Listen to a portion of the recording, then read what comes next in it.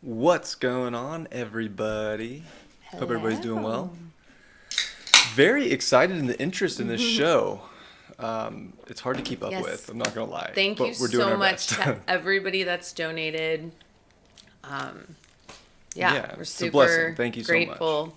And we're glad that you all, love doing this all together, really is what it is. We're all vibing and we're just, we just feel really, I don't know.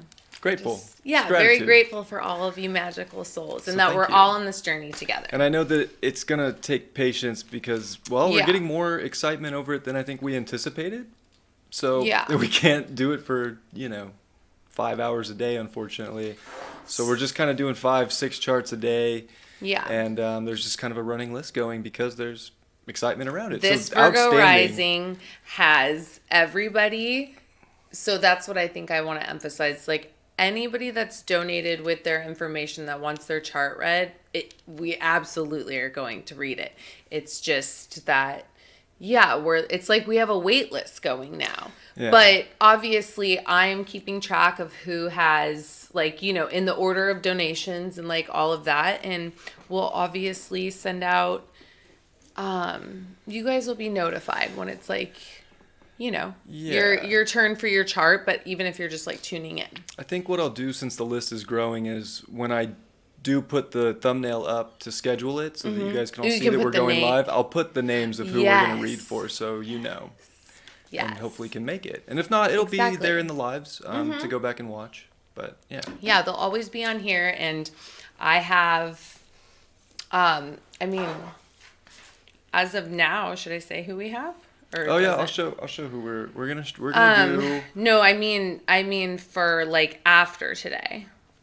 Oh, today we're doing Lottie, Karen C, Raindrops and Dandelions, Ashley Pittman, Knight of Cups, and Path Traveler. Yes, and then that's for today. Yeah, and then our next episode. So if it's not on Thursday, then we're definitely going to do it on Sunday. So it's just, he's launching his class and all that. So I don't want to overwhelm this one. I could do this all day, every day, you guys. So 100. I could lots vibe. Of prep work that I'm but doing. The Capricorn's got to get to his karma course and, which is amazing. I'm so proud of you, babe. Which, if you want to join it, links in the description below. I'll throw up this little banner advertiser, but it's gonna be sweet. I've been putting a ton of time and effort into the presentation. 2 days. It's gonna be a big lecture and then a lot of examples and questions on Saturday. So looking forward to being there. I haven't even seen him. He's just been in his bring him food. Are you hungry? I know. Yeah, he's putting so much effort into this and it looks amazing. So I'm proud of you, babe. Oh, thank you. Yes. I'm really excited for this class. I want it to really blow people's minds and help them discover a different ways. So much of it comes back to accountability. So it's taking accountability for ourselves, and we're the only ones that can do that. And I hope this course provides people with tools to do just that. Yeah, I think it's very important. Especially even with shadow work and stuff like that, and just it's all very important with the astrology and the karma and just how it all plays out, because karma is just cause and effect. It's neither good or bad. It's just right. Sometimes it does play out in a bad way. Yeah, of course, but we all have to go through that, but wouldn't you rather be aware of it in your chart and the energy and know how to navigate that better? It can help to accept it. Mm-hmm. A good example of and this is kind of a wild example, but it puts it in perspective, right? In this life, say you got raped, crazy, terrible, unfortunate thing, right? And you didn't do anything in this life to deserve that. Well, how do you come to an acceptance of that? Extremely difficult, emotional abuse and physical abuse, right? And boundaries being crossed. This is kind of areas that we can use astrology to come to that resolution point, right? Because there's no reason in this life you deserve that. But through our astrology, we can see where in a past life there's resonance there. And the initiations in life that come, like transits that are initiations, like literally, it's just all... Yeah, it's all so important for your soul work. Unfortunately, everything has a purpose, even if we don't like to admit it. It's all the red string of fate in our lives. Gail, thank you. I actually am that, and I did that, a channeled little... Oh, yeah, some light language? Yeah. She has been I've been in here building a class. I've been in such a Venus and Taurus vibes. I'm she's just doing been making bracelets. All sorts of stuff. Bracelets. Super creative Pisces. I feel like I've never been more in alignment. I'm just my projector Pisces vibes. So thank you. Yeah, we're going to do... Once I get all of my stuff for the shop that I'm starting and whatnot, I'm going to do a giveaway on here for a bracelet and a jacket. And so, yeah. But I'm just it's Venus, Taurus fucking vibes. I can tell you that. Absolutely. And Uranus there too. Channeling some light language onto the back of a denim jacket. Yeah, it's just Picasso Pisces over here. Yeah, it's cool. You were yesterday, I don't know if I've ever seen you so happy. Oh my gosh. Every time I did leave this cave of my, class that I'm building, I would go out there and I'm just the happiest little, look what I made. Oh my gosh. It's so Neptunian and Venus, and I'm just I felt zone. You always tell me that I just need to be on my sacred path, and I'm unfortunately, that's exactly how I your felt. sacred path has nothing to do with some mental understanding of it. That's a hard one. I know. Right. Try telling that to the Virgo rising. Okay, but wait, I was going to say really fast before we got into all of that. So, like I said, on our, whether it's Thursday or Sunday this coming week, the next on the list, because, again, this Virgo rising's got it in alignment, it will be Lainey Rose, Jazzy, I believe it's her husband, David, Red. So that's 1, 2, 3, 4. And then, Jaren Ravello.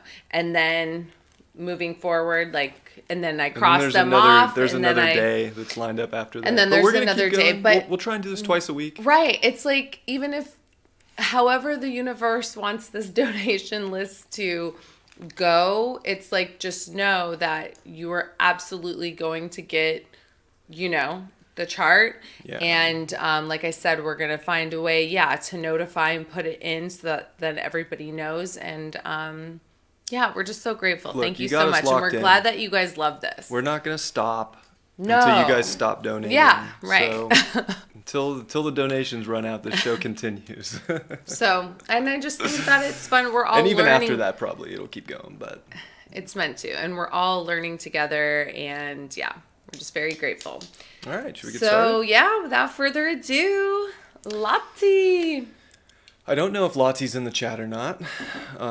That's one downside, I guess, if people can't make the live. Hi, Ashton. Is that I really like to make sure I got the information typed in correctly, but I believe, at least from what you have written down, I have it right. So yeah, July 29th, 1979. Yeah, 7:37. 1970, yeah. Mm-hmm. All right. Yeah. So, Lottie, if you're here or not, double Leo, sun rising, moon in Gemini. Well, it's definitely a big life of becoming that Leo, really representing it, being it. The sun is your soul expression. It's dignified in Leo with your rising, conjunct your ascendant with Mars. I mean, you're not here to be anything less than a powerful, creative aspect of yourself. Yeah, Sun, Mars, yeah. So this gives you a lot of regality that you could make you feel very special.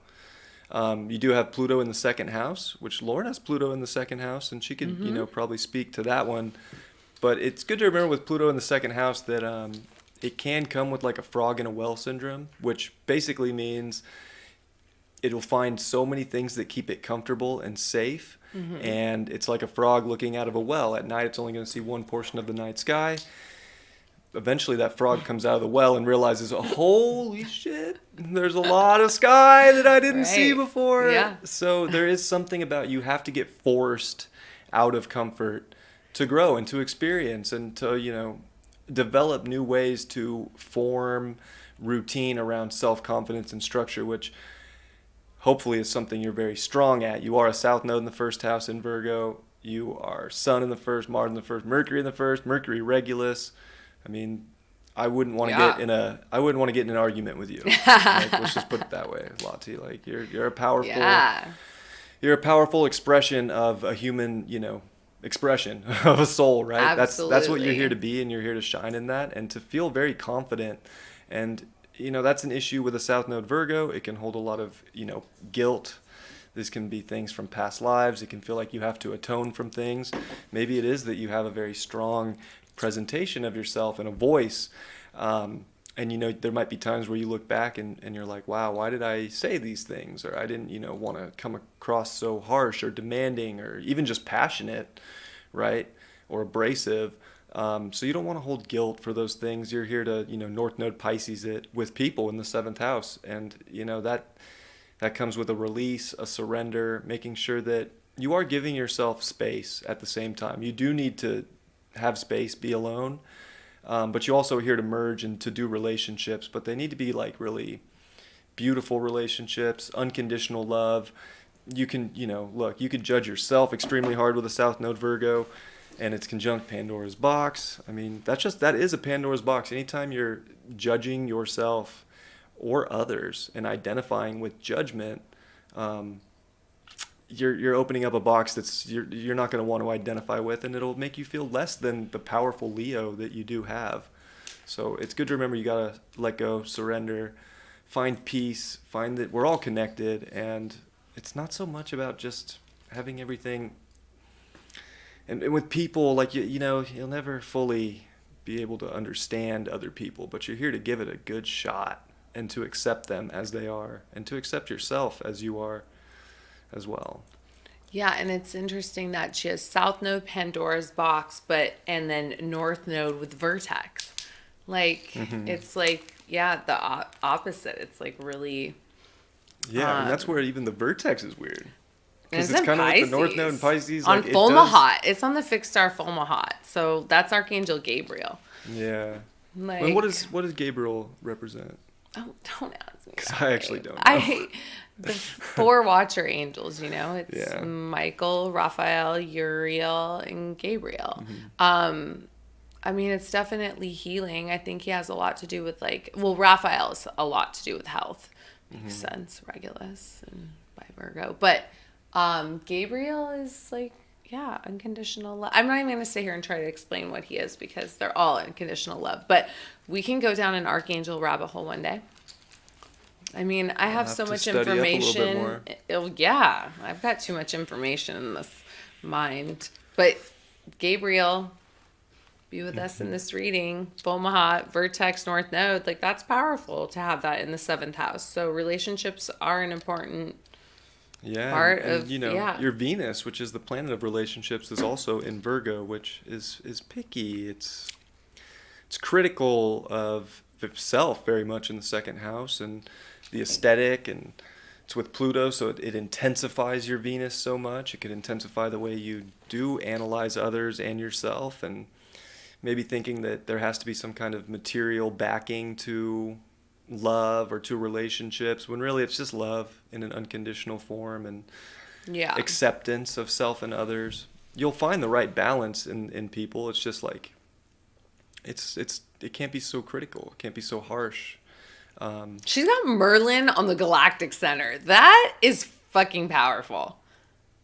At 26 Sag. Like, that is. So Merlin's this little dude. He's like some little guy down Merlin has to, if it's like, I mean, even though it's not like conjunct anything, it doesn't matter. Like, it still is, it's almost like it doesn't need to be because it's at the Galactic Center. Like, flood of magic and intuitive knowing of, Merlin, fifth house things.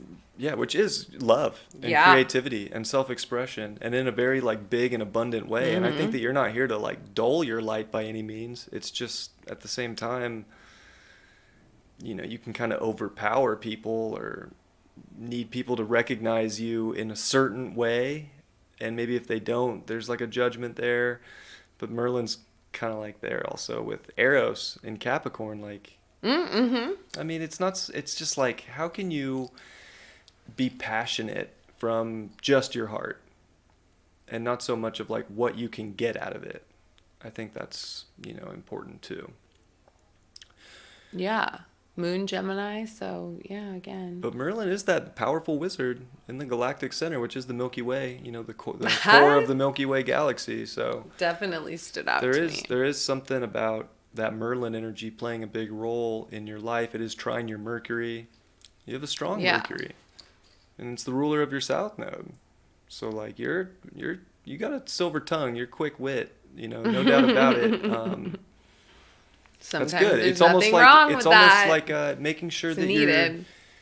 you're not just coming from an analytical place now, but you're coming from an emotional place of expression also, and not suppressing what the true emotions are at either. So even if the true emotion is maybe anger, frustration, guilt, whatever it is, those are things that are important to be expressed also, and that can unlock a lot of magic and creative potential and have you actualize yourself even more.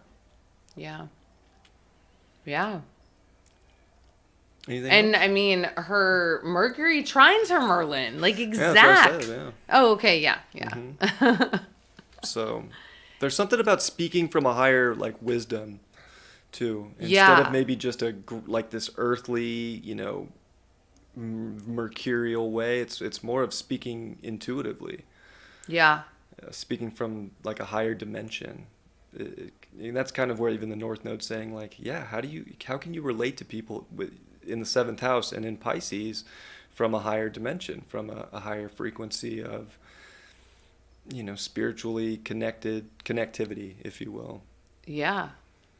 And you also have Moon square Pluto. So yeah, your Venus conjunct Pluto, Moon square Venus. You are one intense Lottie. Yes, Lottie, I love it. And that moon in Gemini is, fierce, and it probably is out of bounds, which I can check. I'm gonna go put on something more warm. I thought it was gonna be warm in it. Oh yeah, moon 28 degrees north. Very, very out of bounds. Which isn't a bad thing at all. Like a moon out of bounds typically gives you like extreme creativity, extreme potential. It's also opposite that Merlin, and that Merlin squares your Pluto. So there's like a lot of deep emotional ties to this balance between left brain, right brain, the emotional conflict that needs to be expressed. Your moon is also in sextile to Mercury. Your emotional expression so important. And from a higher perspective will always help anytime you can look at things from a spiritually pure place within yourself and others and deliver that message. But again, the moon out of bounds, you don't play in the same boundary that other people play in. You're like too intense for this boundary that most of us inhabit. You're like too powerful in a lot of ways. So you're not really supposed to play by the rules. You kind of get to go outside of where other people may have to stay, if that makes sense. Did you get cold? Yeah, I was like, the jacket's cute, but it's not warm. Yeah, so that moon's opposite Merlin and also squares Pluto. That's what I was just talking about. Oh, yeah, in Lottie's chart? Yeah, but that's where this moon in Virgo out of bounds, even, it does want to be adaptable and mutable and, change. And the moon represents change in our life, too. It's the planet that moves the fastest. It changes signs every 2.5 days. So it is really important to be adaptable, but with squares to Pluto and Venus, it can definitely and being the ruler of your 12th house, it can feel like every time you change, it's like people maybe trying to change you, friends, other things. Like change is good, but it can be some kind of a, subconscious fear that you're always trying to maybe mentally linearly understand, when again, like I think the bigger key is to look at the broader picture of things will always help. And you have Jupiter in Libra, so you do have like abundance in relationships, but it's through expression too. Being able to communicate wisdom can be extremely beneficial. And that's also trine your moon, which is very lucky. And did you say moon trine Jupiter? Yeah, just now. Yeah, okay, yeah. Because that's what I was looking at. Mm-hmm. So that's, yeah. But like, that's the thing positive. Is letting go with all those Pluto aspects and squares is you can try and hold on to things, especially things that make you feel safe, and not, going outside the box, outside the boundaries, outside your comfort zones, which will really show you more and help you alchemize and help you merge with others, because that's the thing with Pluto in the second is it does need to learn to merge and trust others. It's very important. And it's connected to the 8th. Yeah, it's very important. And it shows you that there's more to life than just the physical. There's the emotional. There's so many, layers to that, right? So it just goes so deep. And Chiron in the 8th goes there too. So, or is in the 8th house for you in Aries, and you had that Chiron return. You just finished it up. So congratulations with that. And hopefully you're at a place where you can be vulnerable and trust and let people in, because with those Pluto aspects too, you can kind of repel people, not let them get close, or you'll hold on for dear life. So you're learning both, how to let people in, but also how to let go, because nothing is forever outside of us. The only thing that's forever is our security within ourselves. And I think that's something that's very important that'll help you have more of a powerful presentation of your exalted, dignified self as a double Leo. Yeah. Very strong chart. And Saturn's on your North Node right now. So Saturn's like, it's going to cross it right as we're speaking. It's in the middle of that. And which I can pull up I know people like to see the transits.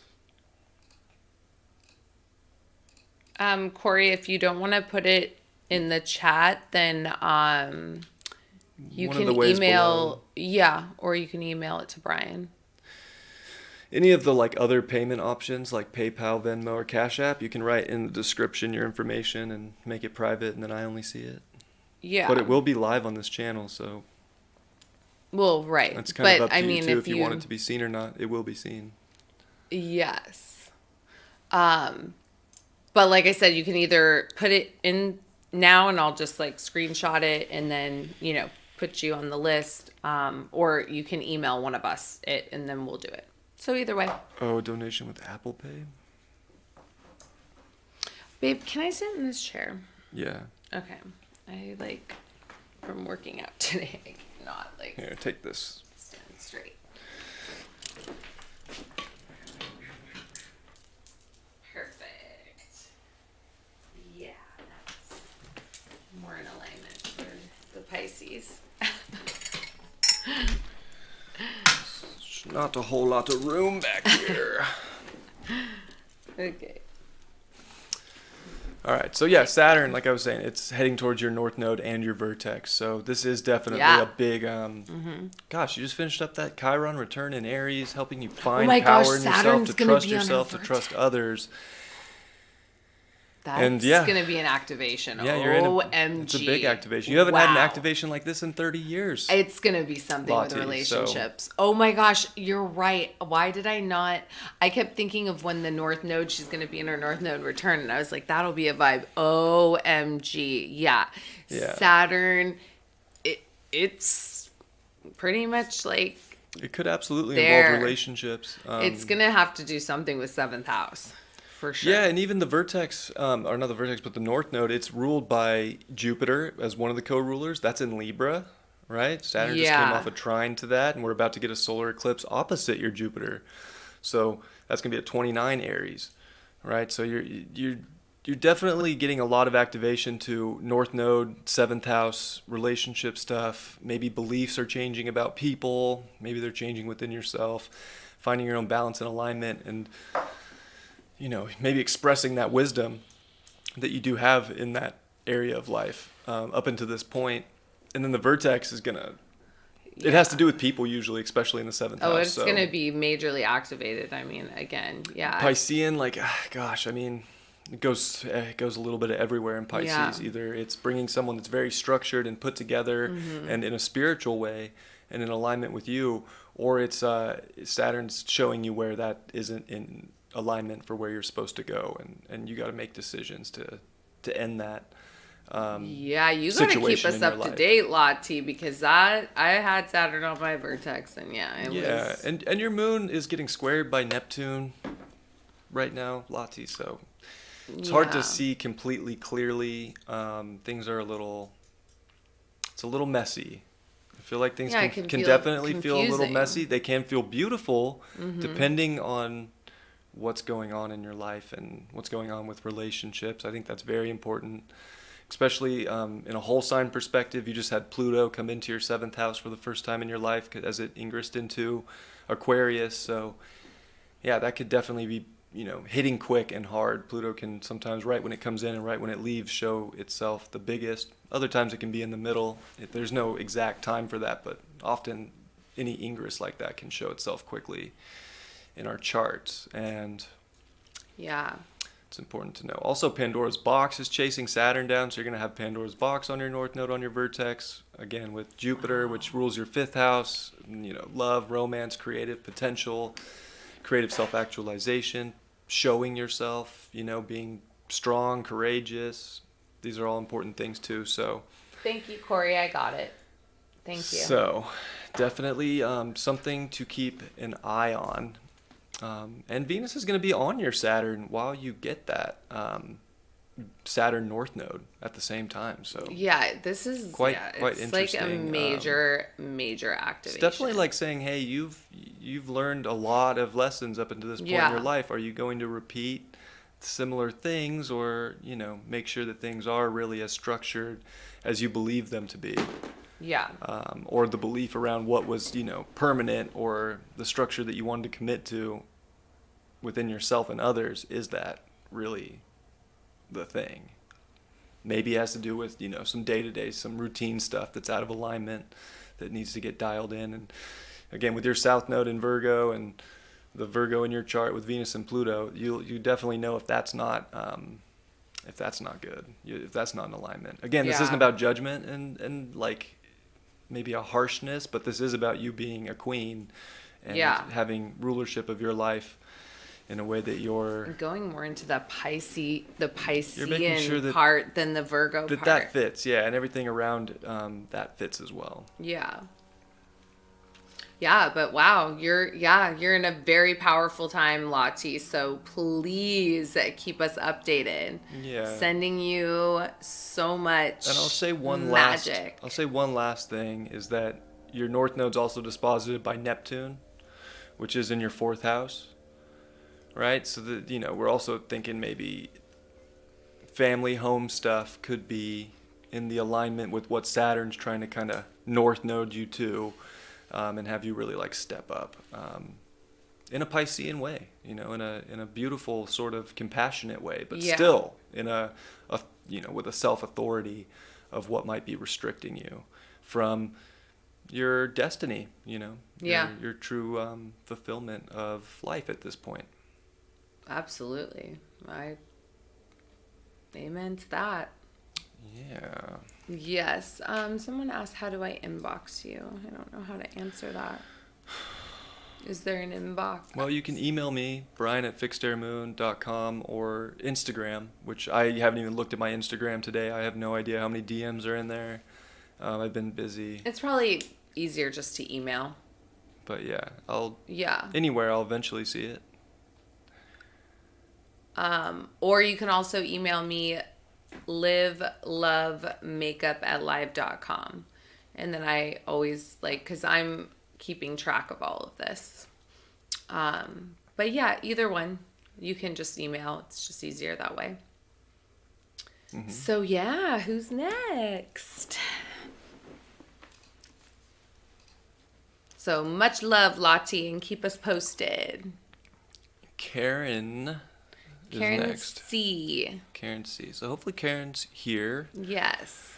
I do think I got the time and everything down as you put it. So, yeah. Should be Yeah, good. I had 1/31/1964, 5:57 a.m., Baltimore, Maryland. So yeah, Karen, if you are in the chat, hello. If not, we hope you enjoy when you watch this back. Yes, we do. So, you want to start? I'd like to follow as the projector. Okay. Any idea how far out donations will be from today will be? Probably not the next episode, but the episode after.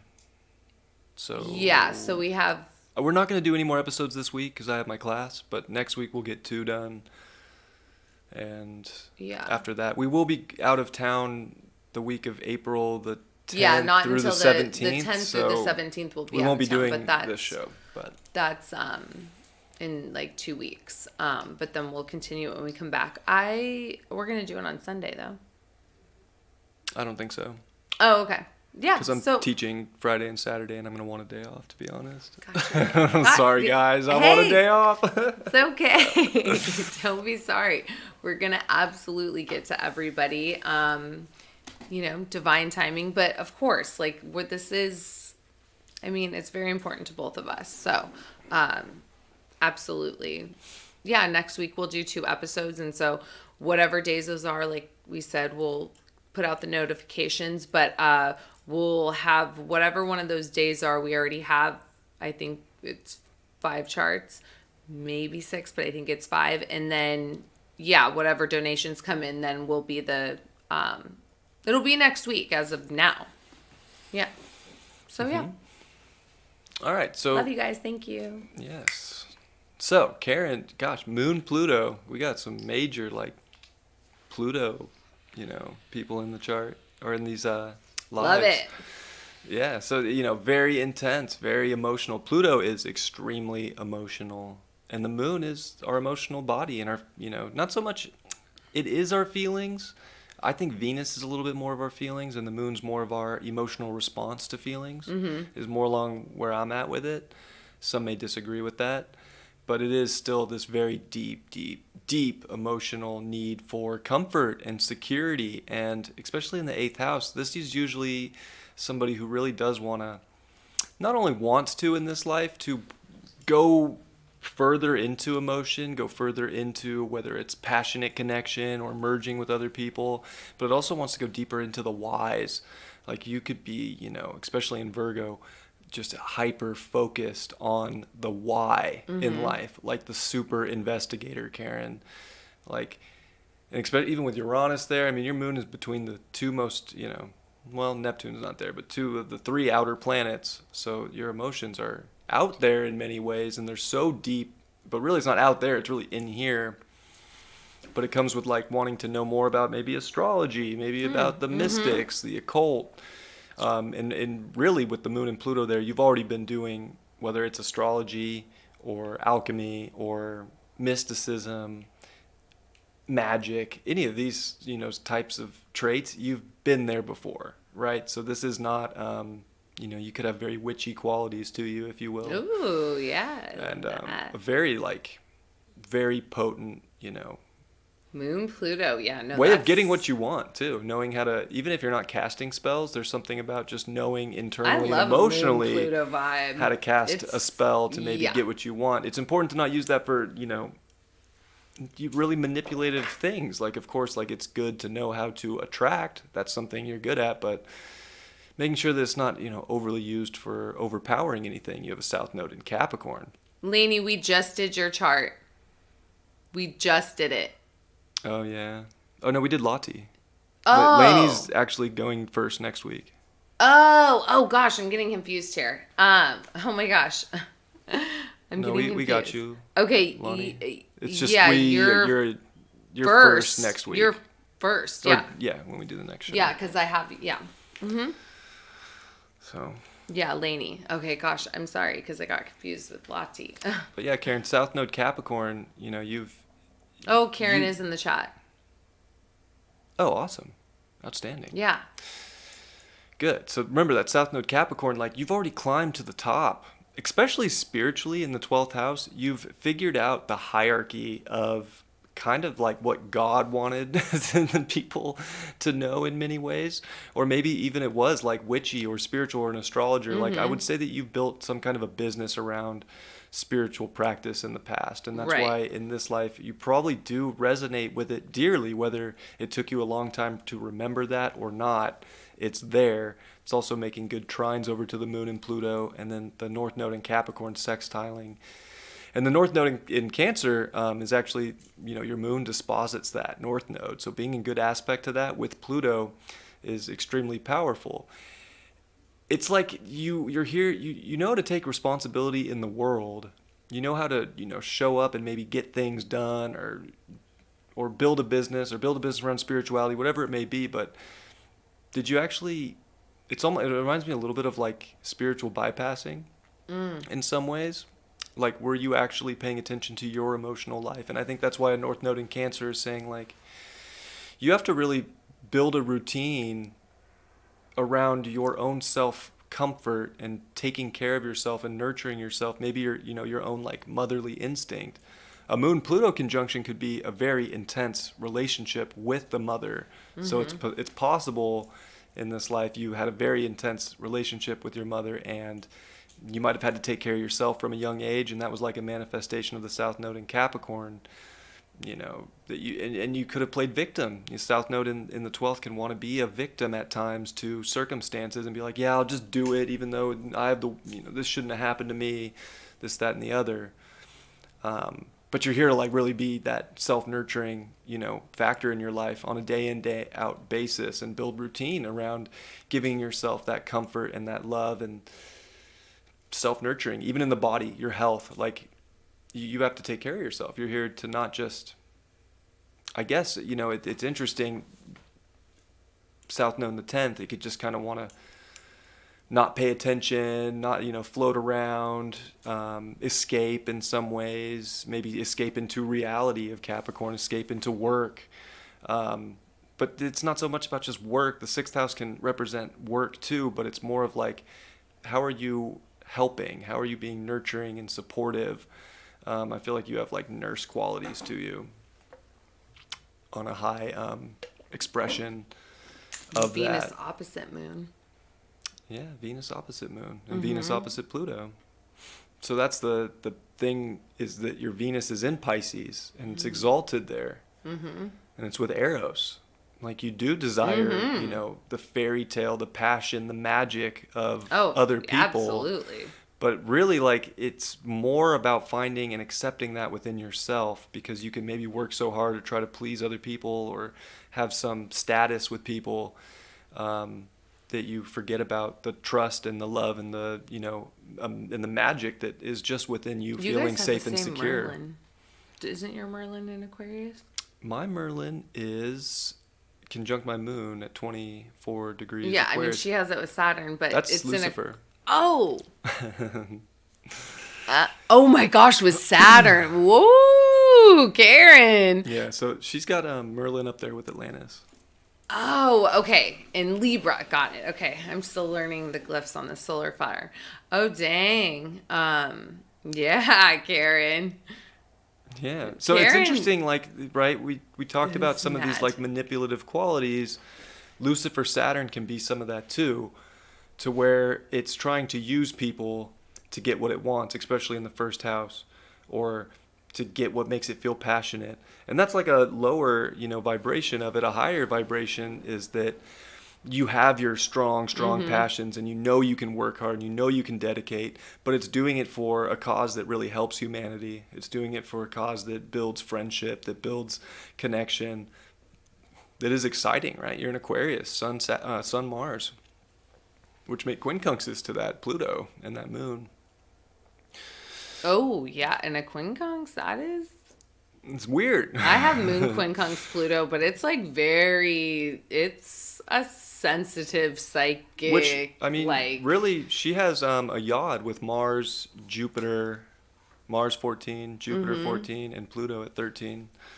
Yeah. And the moon's kind of right in the mix with that too. The sun's close, but really it's the Mars, Jupiter, Pluto that is a yod. So you have a very fated soul contract here. Yes.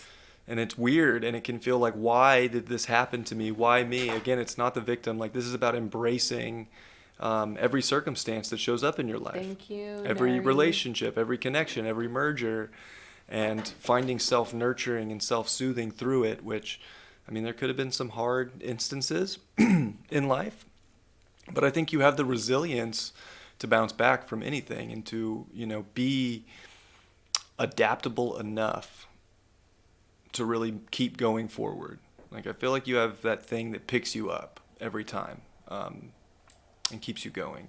Yeah. Also, the progression, right, from your Pluto polarity point is the second house. So you're learning really just how to be self-sufficient. And that Pluto opposite moon can either extremely desire a relationship and a connection and another thing in life to make everything kind of this magic dream that you want, but you are the magic dream.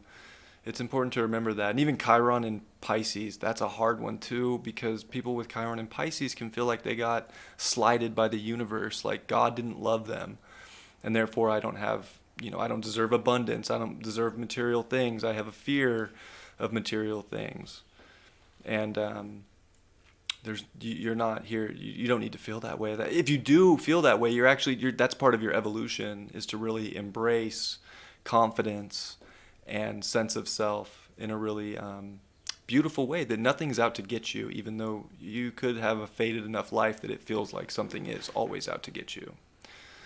And a lot of people don't use the North Node for yods, but you do have North Node Moon, North Node Uranus in sextile, and they're both making quincunxes to your moon, or to your sun, in Aquarius in the first house. So thank you, Amanda. it's almost like you're self-nurturing and being able to establish the right boundaries and to trust, but in a responsible manner, comes through with the greatest connections, the greatest friendships. And if things don't kind of meet that, then they are just kind of spiraling out of control, which I would imagine you hate with a South Node in Capricorn and a Capricorn rising, and Mercury on the ascendant, which Mercury on the ascendant also is extremely potent, especially in the first house. Mm-hmm. This is a Mercury that can see all angles of the universe, the inside, the outside, all the subjective and the objective, ways. And you're here to communicate that responsibly and powerfully, and to, know that you have authority over your life, but only your life. Everything else is kind of up to fate's hand and God's hand, that can definitely be weird and have you question and ask why. Oh, I do that all the time, Karen. Like I started with Pluto and Moon in the 8th and Uranus, why? But again, it's liberation through the why and through that investigative work. And like there is liberation there. It comes with trust, and it teaches you how to break out of fear too. Mm-hmm. It's like you liberate when you don't get scared at the same time, but when you find stability and comfort in yourself and in your, very deep emotions that you probably want to understand more, that are probably hard-ish to understand, even though they have so much message and so much truth. And you've probably gone through so many different like alchemizations within yourself, and like maybe DNA mutations that the Virgo Pisces axis is, it is not an easy one. Like, I mean, just because as a Virgo rising and with all my Pisces, like it's really like not coming from the mercurial mind, and coming from this, from the heart. And it's in balancing both of them. And it's, it's not an easy one. It's like, it's with time, because I mean, my best friend is all Virgo, and then a Pisces moon, a powerful Pisces moon. And I'm like, step into your like full magic, but it's an interesting access, because it is magic, literally. Virgo's like the healer, and Pisces is like a 5D healer. Mm-hmm. It's like 5D, 3D, and it's an interesting one to balance. Mm-hmm. And I would say, Path Traveler mentioned he has Chiron in Pisces, or it might be a woman, I'm sorry, I don't know. They said, I have Chiron in Pisces. I don't feel that way at all. I feel very protected. Mm-hmm. That's outstanding. If you feel that way now, then you've done a lot of work to come closer to God, and it probably wasn't always that way. It's not that a Chiron wound has to be a wound forever. We're meant to find so much wisdom in that place in life, and it becomes this like rainbow bridge, if you will, especially in Pisces. I love that. It's a beautiful thing, and really, it's with Chiron, it's with Pandora's box, that asteroid. Jeez. In Pisces, so it's like you've had to open some weird, wild, chaotic boxes in your life, Karen, and maybe Path Traveler too. I don't know if your Pandora's there, it probably isn't, but still, like, there's some weird boxes, and you got to open the crazy box sometimes and see the magic and the beauty and the chaos. Yeah. Oh, absolutely. And then within yourself, figure out how to organize that. And then I saw someone else mention the mystic rectangle that's in the chart, which is sextiles, that trine that makes sextiles to other points, and then that. You got Venus gonna retrograde on your vertex, girl. So. Like, in July, August. So that's gonna be some type of activation for sure. Yeah. Absolutely. Yeah. So. Oh, what is this? These are the transits. Oh, okay. Yeah. Next year Chiron is going to be hit with Saturn, so that might be a point of interest for you. Next year, having to really take ownership and responsibility of maybe some of the aspects within just physical reality, or money, or abundance, or self-worth, and realize that you have so much and you have everything that you need at this moment. And if you take, responsibility for that, you can have much, much more. It's almost like, where can your imagination take you? How far can you let it go instead of maybe being too rigid? That would be the thing I would say you should warn out or be wary of, is like how rigid you are. You kind of want to stay away from the rigidity and like embrace the powerful essence that you can lead forward with, whether it's through change or keeping things moving or holding on if needed, but putting that power and effort in to healing too. So it's also a moment where you haven't had Chiron you haven't had Saturn on your Chiron in 30 years, so you're like coming back around to this big moment of taking authority for any wound so that you can transcend higher also. Yeah. That Venus on your vertex is going to be some activation for sure, because it's retrograde. And happy Jupiter return. And happy Chiron on your Jupiter. Happy. Yeah. Which Chiron on Jupiter, can have us question our beliefs. It can have us, evolve them, because we've learned the lessons, and especially around self-identification and belief in self. I think that's very important for you. Because that's one thing that Aquarius can do at times, is be a little too disconnected or aloof, or not want to really put themselves out there. And I would hope that that's not the case for you. But this might be where it's like, no, time to really express yourself. Pluto's in Aquarius now. So even in, like, that aspect, like, that's Pluto coming into your second. Mm-hmm. And even from a sun sign perspective, that's Pluto coming into your first. Like, this is a big time to realize how much you've grown and how many cycles are at their completion point, so that you can empower yourself through the next metamorphosis, which you are here to be a transformer, and you are, and you transform others too. I have to potty. You have Uranus opposite your Neptune. That's always a weird one. It's a very subconscious transit that's trying to kind of liberate us from maybe, like, again, unconscious patterns or consciousness that no longer serves you, maybe serves you on your professional mission in the 10th, or how you view society in certain ways. But it's like, there's a point here where you kind of have to look at the odd way to do some situation in life. You are done with the Uranus square your sun, so I think you've kind of already seen, like, oh yeah, there's aspects of life that are just kind of shocking me over here and shocking me over there, to try and get you to move and to initiate what's more liberating in your life. So definitely a time of liberation, and a time of, like, you almost can't bypass it, because Uranus, like, shocks your subconscious and could be having a lot of very wild dreams, or premonitions at the same time.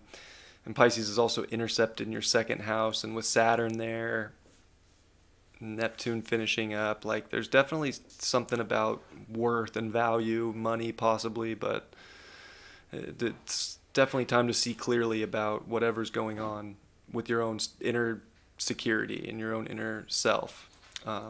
Because Saturn's also going to oppose your Uranus, and that's always an interesting transit too. And then next year you're going to have Saturn oppose your Moon, oppose your Pluto, and get on your Venus too. So Saturn's definitely coming through, bringing a lot of lessons. And Saturn's your chart ruler, so even in transit, wherever Saturn's at for you is quite important. So that second house is quite a point of interest. If money's not good right now, this is definitely a time where Saturn's saying, don't be a victim to it. You have to go create it. Use your magic, use your abundance, use your faith in many ways too. And, also don't keep doing the same thing over and over again. That's not going to help you. So there is definitely, Saturn's trying to make a point, if you will, which comes down to self-authority, which can manifest in ways where you feel suppressed or held back, or there's stoplights that just keep popping up in your life. Why are you being asked to slow down? Thank you, Amanda. Is a good question to ask.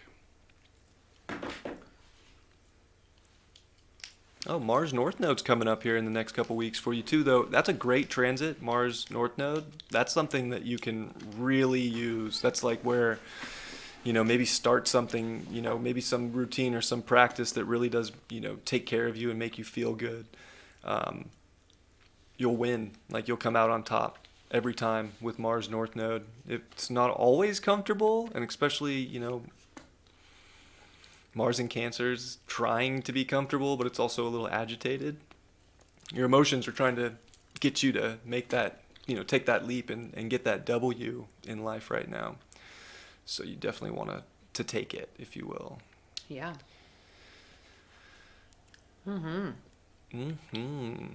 Powerful energy, Karen. Big time. Definitely activating energy, for sure. Yeah, I agree. So I hope that you found that helpful. Yeah. Thank you for sharing, Karen. And now Ashley P. Did you get these? Yeah, I screenshotted them. Thank you, Frequency of Love and Amanda Hammer. All right. So, Ashley, I hope your 5-year-old lets you sit through the rest and get you up here and get you ready for yours. We got a 12th. Gosh, we have some Plutonic. I love it. I love the Plutonic people. Double Scorpio. Scorpio rising, Scorpio sun, 12th house, Pluto sun, but 12-degree orb, kind of meh. A little wide, but still, they're present there. Pluto in the 12th is not the easiest place to have your natal Pluto. It can often represent...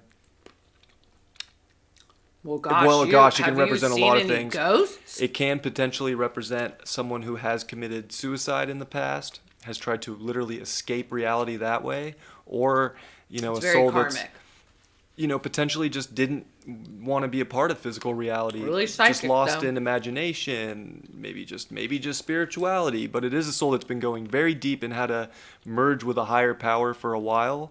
And you can bring that into this life, and you're here to still do that in this life. But it's all about paying attention to reality and creating good habits for yourself and a good day-to-day life.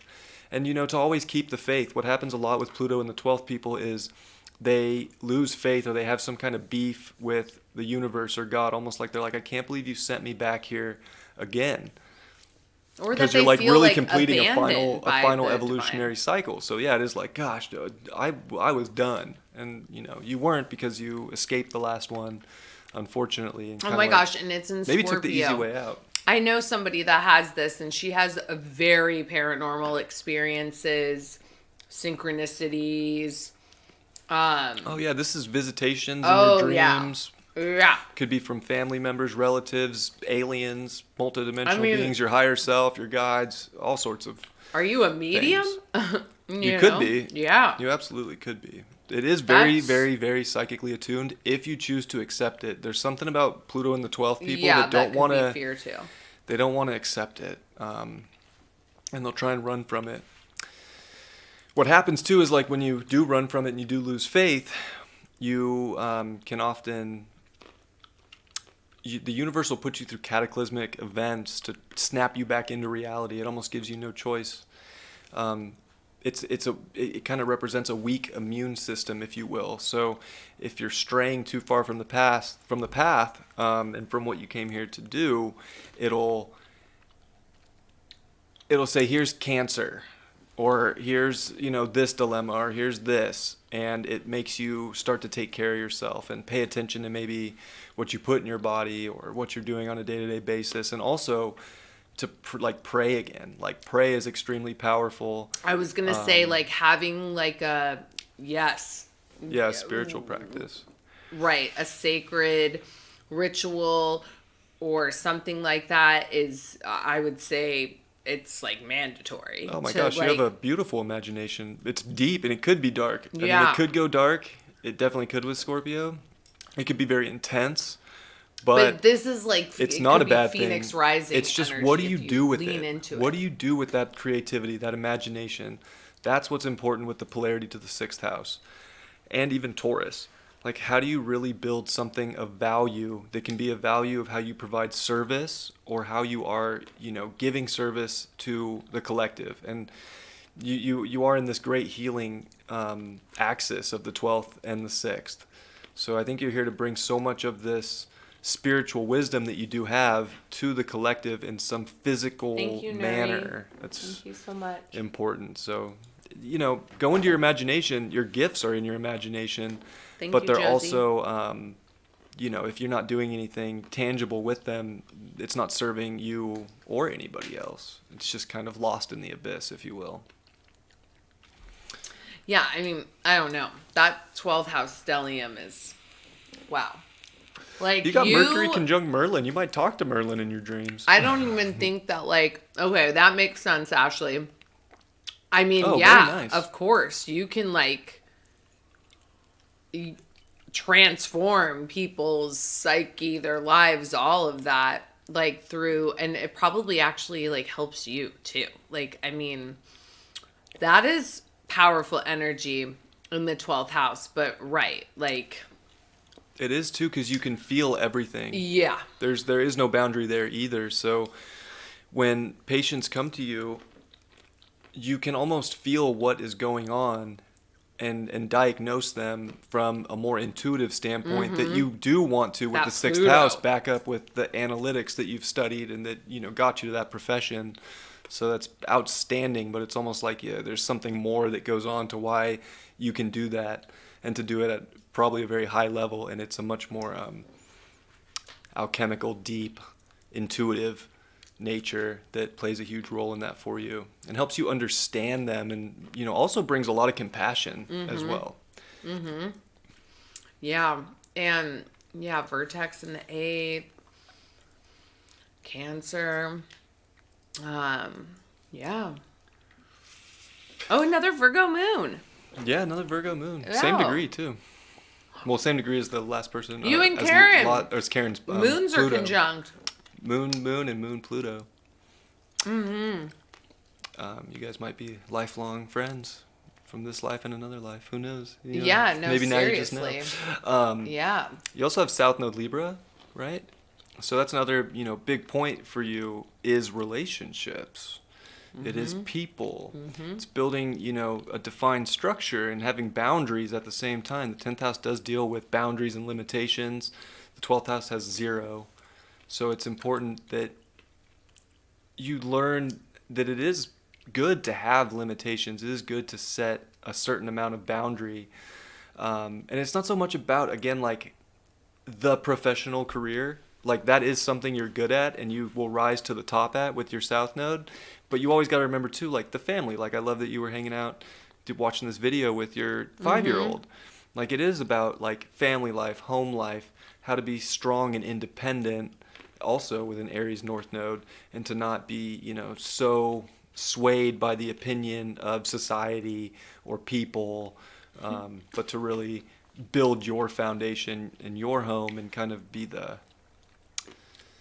stable, nurturing force, if you will. Ashley's asking, does that make me extra emotional or is it Pluto? My moon is high in the sky though. What does that mean? I don't think she has an out of bounds moon because it's in Virgo. Usually that's only Sag, Capricorn, and Gemini, Cancer. Wow, we have so many Virgo Oh, you mean moons. it's up at the top of your chart? Yeah. So the moon in the 10th, it doesn't feel extremely comfortable there.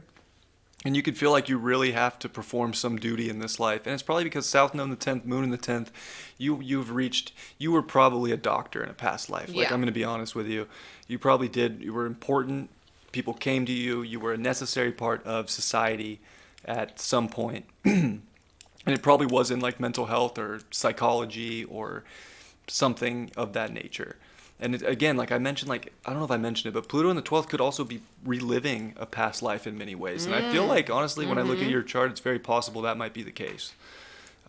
Is that you have sort of done all this before, but you don't need to define your life by some societal prestige or recognition. Yeah. It's much more about inner recognition, inner foundation, and taking emotional responsibility and feeling powerful from within yourself, and then that connection that it brings. And as long as you feel like you're really connected inwardly to everything that you're doing, and you are giving, solid effort at the same time to home, family, and that sort of thing, and finding a good balance point there, then absolutely you're going to thrive in your career of choice and bring a great service to people. Oh yeah, yes. And Mars in Libra too is very good for dealing with people. It's not so good about dealing with itself. It kind of puts other people first. It wants to be a peacekeeper, so it won't even often express itself fully because it wants things to be kind of in harmony and chill. It's also conjunct Atlantis. I agree what you're saying, that she's like repeating. Yeah, when I looked at the moon in the 10th and the south node, and then the Pluto in the 12th, I was just like, oh man. Yeah. It just kind of like hit me, like probably repeating. Yeah. And I mean, that north node Aries at 1 degree, like that's your Jupiter bothers you? Well, powerful. It's in the 5th house and it's retrograde. And it's opposite that Mars. So again, and 12th house can be a little, where you have all this Sun and Pluto and Mercury, it can be a little shy or unsure of itself, or it feels like the ego isn't fully operative at some point. It can feel that way. It can feel dissolved at some bit. But Jupiter in the 5th is trying to say you have such a strong ego, such a strong and big version of yourself, but it has to be identified. You have to really do the things you want to do what makes you feel like you're doing what you believe is right, what you believe is part of your journey here. And you will, it's also key with kids. Jupiter in the 5th is like, it wants to have kids. Retrograde Jupiter, sometimes you don't see the abundance until that Jupiter progresses direct. It can feel like at times it's not there, which I'll pull up a page that shows when that would be.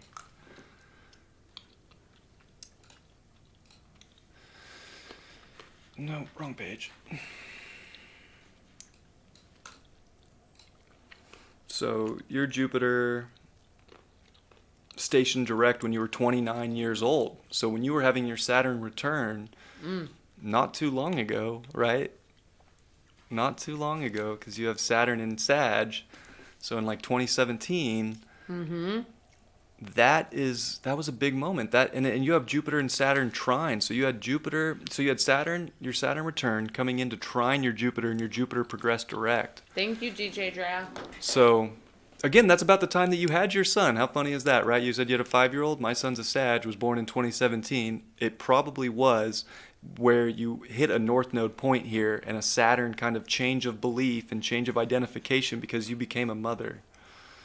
And you had a kid and a child, and that changed sort of the life journey and the identification of yourself and the relationships that are getting made. And oh yeah, very interesting. Yeah. You got pregnant with your son, right? Yeah.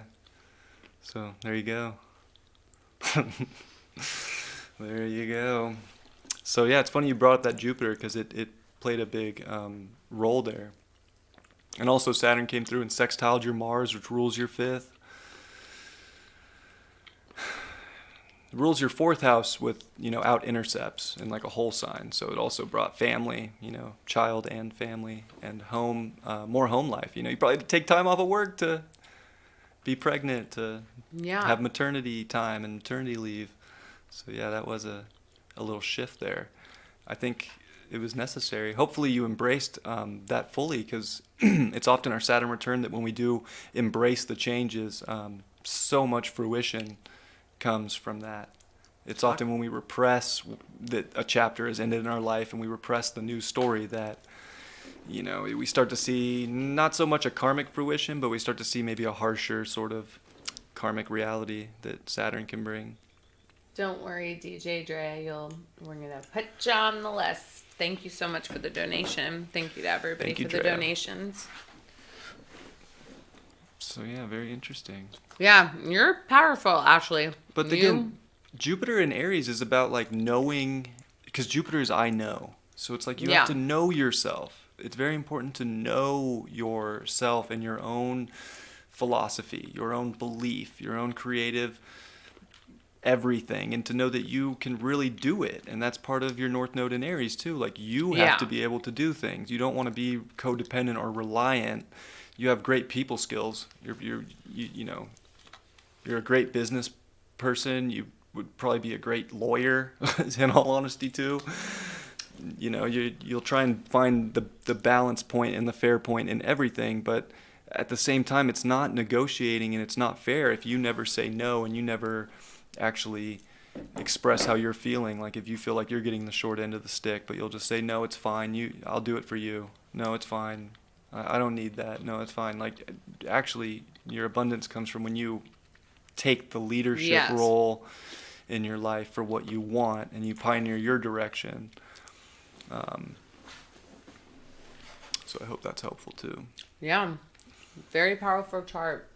Definitely. And you're in your Jupiter return, so congratulations. Like this is, that's closing out. And you're starting a whole new Jupiter cycle, which it's in your fifth house. You have a 5-year-old Sagittarius. Like this is like a great time to really like be there for even the kid and like show him wisdom. I love that he was watching astrology with you. Yeah. Like, that's crazy, right? So you kind of think about those things and think about how too, like how that can affect second house stuff.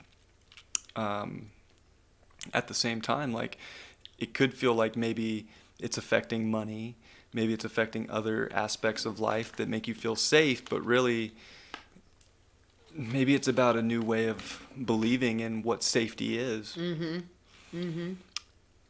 I agree with that. Yeah. You had Mars retrograde next to your Chiron in the 7th. Oh yeah, DJ, I got the so, yeah. I'm screenshotting everything. Last 7.5 months could have been hard, too, for... Got it. Thank you. Possibly relationships. There could have been some tension or some, understanding of things that were like, whoa, yeah, I was maybe giving too much, or that wasn't in alignment, or that wasn't balanced or harmonious, and or things are, and I'm going to keep doing them that way, but I don't know. It's kind of interesting. And then Saturn... it's actually Neptune's going to square your Chiron too. It's going to station and square that this year, and then square it for the next 18 months. So there could be like a little bit of confusion because Chiron and Gemini can have a hard time expressing what it needs to do with people, and especially in the 7th house or others. And Neptune could kind of make it even more confusing, like thinking like, am I crazy for actually feeling something? You're not crazy. No. But you have to tune into your feelings for sure, and not repress them, because Moon in an Earth sign minus Taurus can definitely, Virgo Capricorn can definitely repress emotion and think that it has everything perfect, and then all of a sudden something changes. Yeah. You have to be comfortable with constantly cleaning up life. And we'll have Oh, to Hubs, you recently separated. Wow. We're going to have to do a thing on fixed stars one day because your sun is exactly on a very powerful fixed star, but if it is not in an exalted way, it creates depression. It creates it's called like ukulele or something like that. It's the head of the serpent in Scorpio, and it's at 22. And because I had a friend that had his Saturn on this star, and it was like, yeah, you just have to constantly feel like you're constantly like overcoming these hurdles, but it's like, it's Scorpio, the serpent, it's meant to shed that skin, transform, rise like the phoenix, whatever it's got to do. And listen, Scorpios in general, they go through a lot of crazy shit in life. They do. Mm-hmm. It's just any Scorpio that I met, and in the 12th house, you have a very, it's a very karmic life, to be honest. Scorpio does represent. It's a very karmic path. It does. It is Scorpio, 8th house, Pluto really are the representation of what karma is. Yes. But how you're going in this life to rise and transform it, and literally be the alchemist of your life, and you have the power to do that with it in the 12th, but don't let any of that fear, false evidence appearing real, take over. And so I think it's very good what you do. Obviously it makes sense what you do in your career, because I do feel like helping others is really actually also healing you as well. I agree. Just like staying in, you might feel that you're being initiated all the time into a new phase. And it's just like, when am I ever going to get to like, relax? But it's, you have a powerful chart though, to like, just, once the crisis does end when you accept right. it. Yeah. Cause this is, and you have the South Node on your Mercury right now, which is the ruler of your midheaven, which is 6 Virgo. So I think that's important right now too, is that it's possible there could be a career change. It doesn't necessarily mean there will, but it's possible that like certain aspects of maybe what you thought you were here to dedicate to weren't. So maybe it's not just career, maybe it's something else, or maybe it's the public image that maybe you feel so comfortable when you get. But there is like the South Node trying to kind of, yes. Yeah, she got fucking Merlin conjunct her Mercury in Scorpio in the 12th house. Like, girl, you are... It's also new ways of expressing yourself. Psychic. And you need to like really... But yeah, it can get... It might just be so overwhelming too. You have to learn... You need to have a sacred... an altar that you go at every day, whatever. I don't even care if it's shuffling tarot cards just to like move the energy around. Like, you need an outlet that is your own practice. And once you really lean into that and into your soul and astrology, and like I say this all more, it brings you back to yourself. Absolutely. It brings you back home to yourself, especially having that stellium. But because you're very powerful. So it's like knowing this through the astrology. Oh, and my ear's ringing. So, right. It's like every day I'm going to step into that. You're like a high priestess. You've definitely got fucking priestess energy for sure. So just, keep going into that, but very powerful chart. Absolutely. Yeah. And you're about to have Uranus oppose your sun for the first time in your life. So it's a big, it's a big transit. Uranus is trying to shake things up in your life and opposing, forces, changing your day-to-day up somehow, mixed with some of the other things we talked about. So, it can feel like you just don't, if anything does show up and try and change things right now, don't play the why me card. It won't give you the abundance you're looking for. You need to just be like, this is showing up because I needed to make a liberated change and to express myself and to be vulnerable at the same time. And that can be scary at times too. Yeah, no. Scorpio sometimes doesn't want to be vulnerable, right? It keeps things hidden to keep it feeling safe. Yeah. So I think that's important to remember as well. But yeah, but we're going to powerful, Ashley. So, I think you've been through a lot of initiations in that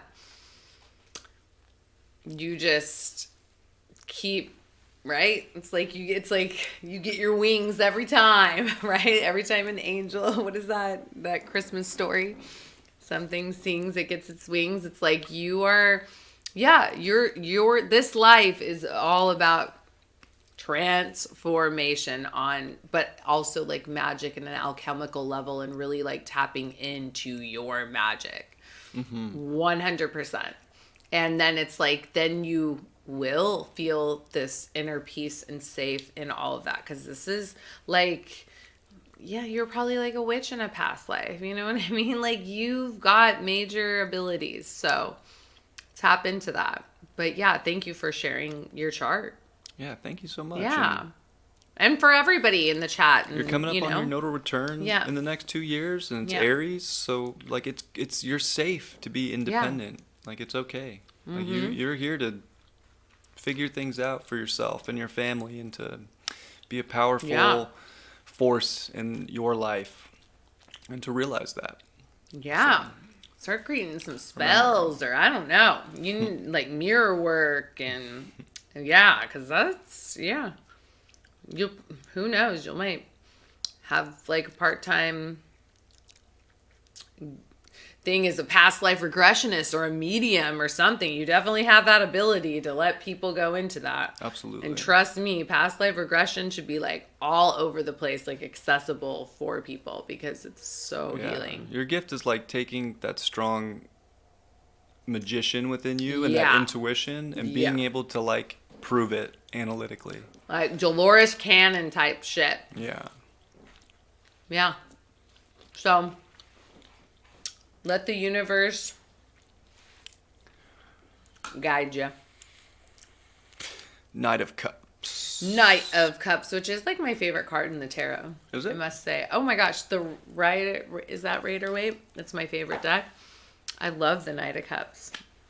Literally, I think it might be my favorite card. Oh, I've got to turn on. My favorite card's the Chariot, which is kind of Knight of Cupsy.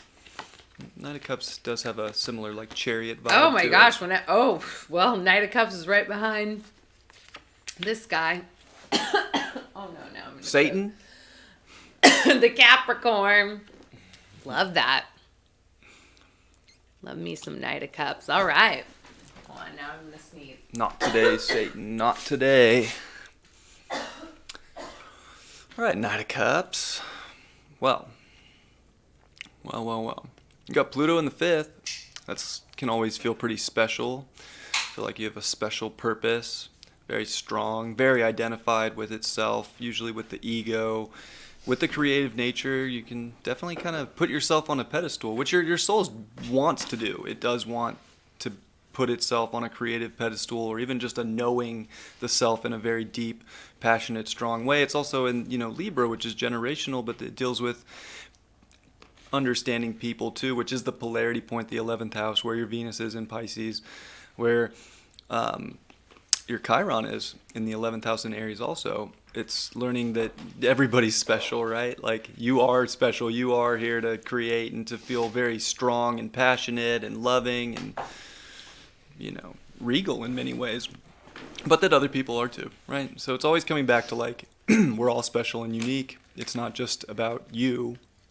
And I think that that's part of the evolutionary intention. Like, maybe you could have felt that way at a younger age. Like, I'm more athletic, or I'm better at this, or I'm better at this. Like, you have the better gene, if you will. Like, you're good at things. Pluto in the 5th is you're always pretty good at something. There's a special sort of talent to it. It's special like that.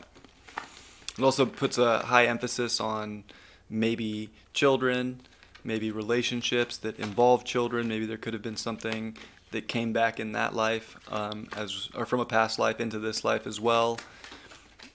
Something along those lines could be present. South Node in the 12th in Gemini. That's an interesting place for a South Node in Gemini, because Gemini, everything's been about this speaking, this communication, this talking, if you will, quickness, such a quick intellectual mind. And in the 12th house, it almost like, it kind of could get way too lost there. So it's almost like your mind can go too fast at times, that you do feel a little spun out or a little crazy, a little like, I don't know, I'm thinking so fast, how do I deliver the message? And then the North David is Knight of Cups. Oh, really? Yeah. Well, very nice. Yeah, he's saying, yeah, we were saying that we love this card. He said his lady distracted him or something like that. Oh, no worries. So he didn't see it. Okay, yeah. David. Right. So then that Pluto, well, continue on the nodes. So again, that 12th house south node's an interesting one, because it can be very confusing, because you're trying to rapid fire words that you're basically just getting channeled or have no linearity, if you will, to them, but you're trying to speak all the time and like be heard. At the same time, the South Node is in the 12th, which, does hold a high spiritual affluence, but it also holds like a not applying this mind of yours in a past maybe, but also spiritual wisdom. So this life is about, kind of not becoming preachy with a North Node in Sag, but definitely like, instead of keeping things so small in Gemini or behind the scenes or just doing everything or talking to yourself or communicating to just only God, it's definitely like, well, how can you let the world know? How can you kind of like show all that great intelligence, all that great wisdom in a physical, everyday sort of manner? How do you learn more? How do you broaden your horizons? Like, it's like whenever you're going out on a quest for knowledge, you'll be able to find it. You'll get it. So anytime you study something, you're really opening yourself up to a better way to express yourself and to express your creativity and your power. It's making great aspects to your Pluto. Pluto sextiles the North Node, trines the South Node. So you really can express when you know. And I think that's the thing, is like, instead of like always looking for some fact to come in, you're here to trust your intuition. And then again, make it real and like do something maybe for the public. Again, the 6th house does want to like provide some kind of a service orientation. It's also like paying attention to what you put in your body, not just like taking in any substance in life, like making sure that you believe it's actually good for you, that you believe it's actually healthy. It's keeping your body in alignment, keeping things pure. So it's really good for you to define your belief. Like, when you have your belief defined, it not only helps you relate to others, because when other people show up with their beliefs, which everybody has their own, you be so confident in what you've studied and what your guiding, sort of arrow is in life, that it's okay that they can have the backup, to that. They can have another role in this life.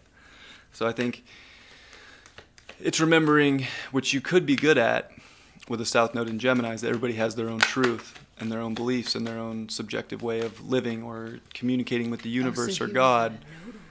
You really want to build structure to yours. Yeah, I want to know what Jupiter in Pisces was like for you last year.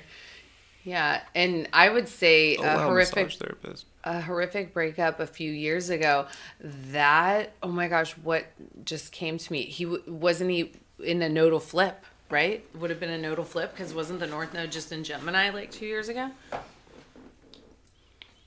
Did he say he had a horrific breakup? Oh, the channel. Years ago, the tarot channel. Wait. Well, yeah, a few years ago, the South Node was in Sag. Yeah. And you were in your nodal opposition. Yeah. Your nodal flip. So that would have been something. Yeah, that would, say too, because your South Node, it's in your 6th, but in a whole sign chart, it would be in your 7th house. So it could be some kind of an intuitive place in a partnership that could definitely play a role. It's very interesting. And the South Node going over that will, dissolve things that maybe aren't, that you kind of knew with Sag aren't, sort of in the same belief as you, or they weren't kind of going in the same direction or on the same journey. But with Neptune on the descendant, which you're born with, you could also, idolize, in a sense, what other people's beliefs are when you need to, strongly define you need to strongly define your own beliefs and ideals. So if there wasn't alignment there, the South Node definitely could have made that apparent. Just being in your nodal flip does feel like you're turning a semi-truck around on a 2-lane highway. You could be going one way and thinking it's great, and then all of a sudden you realize you have to turn around, and that turnaround is not the easiest turnaround to make, but it's the right turnaround to make every time. Mm-hmm. So when you feel that, it's good that you listen to it and pay attention. Yeah. No, and yeah.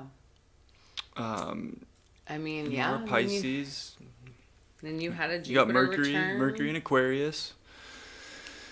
Mercury is the ruler of that South Node. It's also your chart ruler, and it's in the 9th, so it's very interesting too for you, because I think you want to understand people really well, actually. Like, it's something that you've done before, and in this life you want to listen and take in information and express information to other people. But it's not about necessarily the preachiness of it. It is about, like, remembering that everybody's got their unique belief, and so do you. Your Mercury also stationed direct, which I want to know if it's about to go retrograde. Mercury in Aquarius too. Whoop whoop. What a wild Mercury, huh, Knight of Cups? It's galactic.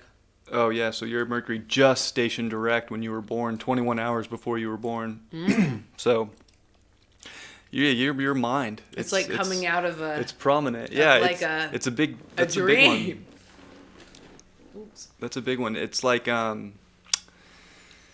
Yeah. There's so much emphasis on that Mercury, and it is square your Uranus, your vertex. Your mind is what liberates you. Mm-hmm. It's learning how to be both intellectual, like linear left brain, but also right brain. That is very important, as it does trine your South Node. He's got the South Node on his vertex right now. Oh, yeah. Wow. That's got to be something. Yeah, you're in a little bit of a portal, of a vertex moment. It could definitely bring people into your life or take them out with the South Node. That is an activation. Like, it's there right now. And it's in what house? 6th? The vertex is in the 6th. But the ruler of your North Node is Jupiter, right? And that's exalted or dignified, however people want to look at it, in Pisces. It is. It does have co-rulership there. So you have a very, very strong Jupiter, which comes back to that South Node in the 12th a little bit. Is that you are kind of a natural mystic. You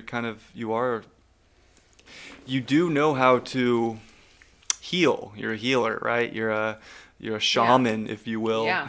Like, that's actually what you are here to do. And I love that you do massage therapy, because that's very 6th house. But I bet, for you, it's like, well, how do I incorporate some of my magic into this? Like, maybe it's through Reiki. Maybe it's through something else. But you do have great, great, great wisdom. And maybe it's about teaching the wisdom that you have. When I look at your chart, actually, from this angle now, after kind of getting into it for a second, maybe it's more about how do you teach the great wisdom and the healing that you do know and that you found. And, you're a 10th house sun, so you are here to kind of establish yourself, if you will, in the world, and to get recognition, and to, work hard and to get prestige from mysticism, from spirituality with Pisces through unconditional aspects. And Neptune has been crossing over your Jupiter. It's on it now at 25 degrees, and it's coming towards your Venus. Oh my gosh, are you in a dream, Knight of Cups? Oh my gosh, Neptune is on his Jupiter. He's about to go into his Chiron return. Jupiter rules the 7th. I wouldn't be surprised if someone came into your life. He life. says the past has come back. I would not be surprised. Hey, Cody. Like the past came back, like in a relationship? Because like South Node vertex is in activation. I'll be honest, with Jupiter being a ruler, and Neptune on Jupiter, of your not only your South Node but your 7th house, I would not be surprised. It's like past if there's some dreamy sort of thing showing up in your life right now. It may or may not be the dream when it comes to that person. That'll be disclosed in like 18 months. But then not really, because Neptune's going to be on your Venus. So you're in a very interesting relationship time right now. He said. Probably for a good reason. Yeah, just take that as a sign. Venus in your 11th house. Yeah, if it's not like unconditional in the dream and magic and yeah, you amazing, gotta have. like, don't, come on. Don't. If it's just And Saturn's on your sun right now, conjunct your sun. Yeah. Like Saturn's conjunct your sun. You got South Node on the vertex. Yeah, there's some karma that is. Yeah, Saturn wants you to take a big career step here for sure, but it's also on your sun, which rules your IC with Leo and your 4th house. Just your IC in general. This is definitely like making sure that your foundation is good right now. If your foundation is good, you'll never be able to build what you want to establish taller, if that makes sense. So, wait, can I clarify, Knight of Cups? You were friend zoned a year ago, and stopped talking to him, and then out of the blue, she just that's crazy. Like, the South Node is exactly conjunct. Dude, I'm telling you, this is why these vertex things, when they get hit by a South Node, a North Node, I mean, it's potent, and it brings yes, be Pisces, do that. Thank God Saturn's on your sun. Saturn was like, nope, no. Yeah, see, South Node vertex literally last week, like on it. It is on exact to the minute, basically. Yes, that's what I saw, and I was like, wait. Yeah. And then Saturn right on your sun. That's usually a passion, especially in Scorpio. Like, oh yeah, she's a Leo sun, Aries moon. Oh, that is a lot of how fire. funny! And Saturn's conjunct your sun exactly right now to the minute. That's what I'm saying. And that's Saturn's your 4th house. Like, don't respond. And then you're also, your IC is ruled by Leo. Good, yeah, erase it exactly. But you can blush that she, maybe had a moment to come to her senses. Yeah, a lot of fire. Wow. That's interesting. All that fire activates your Sag stuff. Yeah, she's feeling some type of... Oh, Jupiter's probably on her Aries moon. Very interesting. Yeah, Knight of Cups, huh? Yeah, and her like planets would, likely fall somewhere in the 4th. Cody. Maybe the 3rd. Yeah, Cody, tell it. Well, it seems like David knows. he's like, yeah. You also have Mars conjunct your moon right now, so it can be kind of a testy, emotional time, which is kind of testing that Knight of Cups in you right now. Oh, yeah, okay, he has a partner. Okay, thank God. Oh, okay, cool. Yeah, okay, good. Yeah, just be deleting that shit. Leo sun, Sag moon, and rising. Yeah, because I bet it activates the Sag that you got going on, right? The fire. And he does have a lot of fire. Those are transits. Oh, that's the transits. Did we skip raindrops? I think we did. I don't remember doing them. You didn't, so you're going to have to... That's the last one. We did Ashley. We did Knight of Cups. Oh, no, it's Ashley and then Path Traveler, yeah. I mean, there's a little bit of fire. Chiron and Aries. The Sag, North Node, Neptune. Not a lot. More water. Venus, Mars, Moon. Or not Mars. Mars in Cap. My last relationship was also a Leo. Yeah. You love those Leos. Well, because it's activating they probably keep you stimulated, right? Because in like whole sign, if we're not dealing with any intercepts or this porphyry chart, it is like your 3rd house from a Gemini rising perspective. So like, it's also 6th house from like Pisces sun. So there's like an intellectual thing, and you have this very intellectual background with your South Node and your Mercury as your chart ruler. So yeah, I would imagine that Leos do keep things kind of firing at a pace you might enjoy. He says they gravitate towards him. They probably do. Yeah. Well, I mean... They probably like that you keep things stimulated, too. Those are crazy. They're like, let's like talking, let's stoke it up. And then, stoke my fire. But that Pisces, Jupiter, and Sun wants, some type of dream. Yeah. It does. And but a Cancer moon, too. So, yeah. It's good to feel and not just be in your head. I think that's important.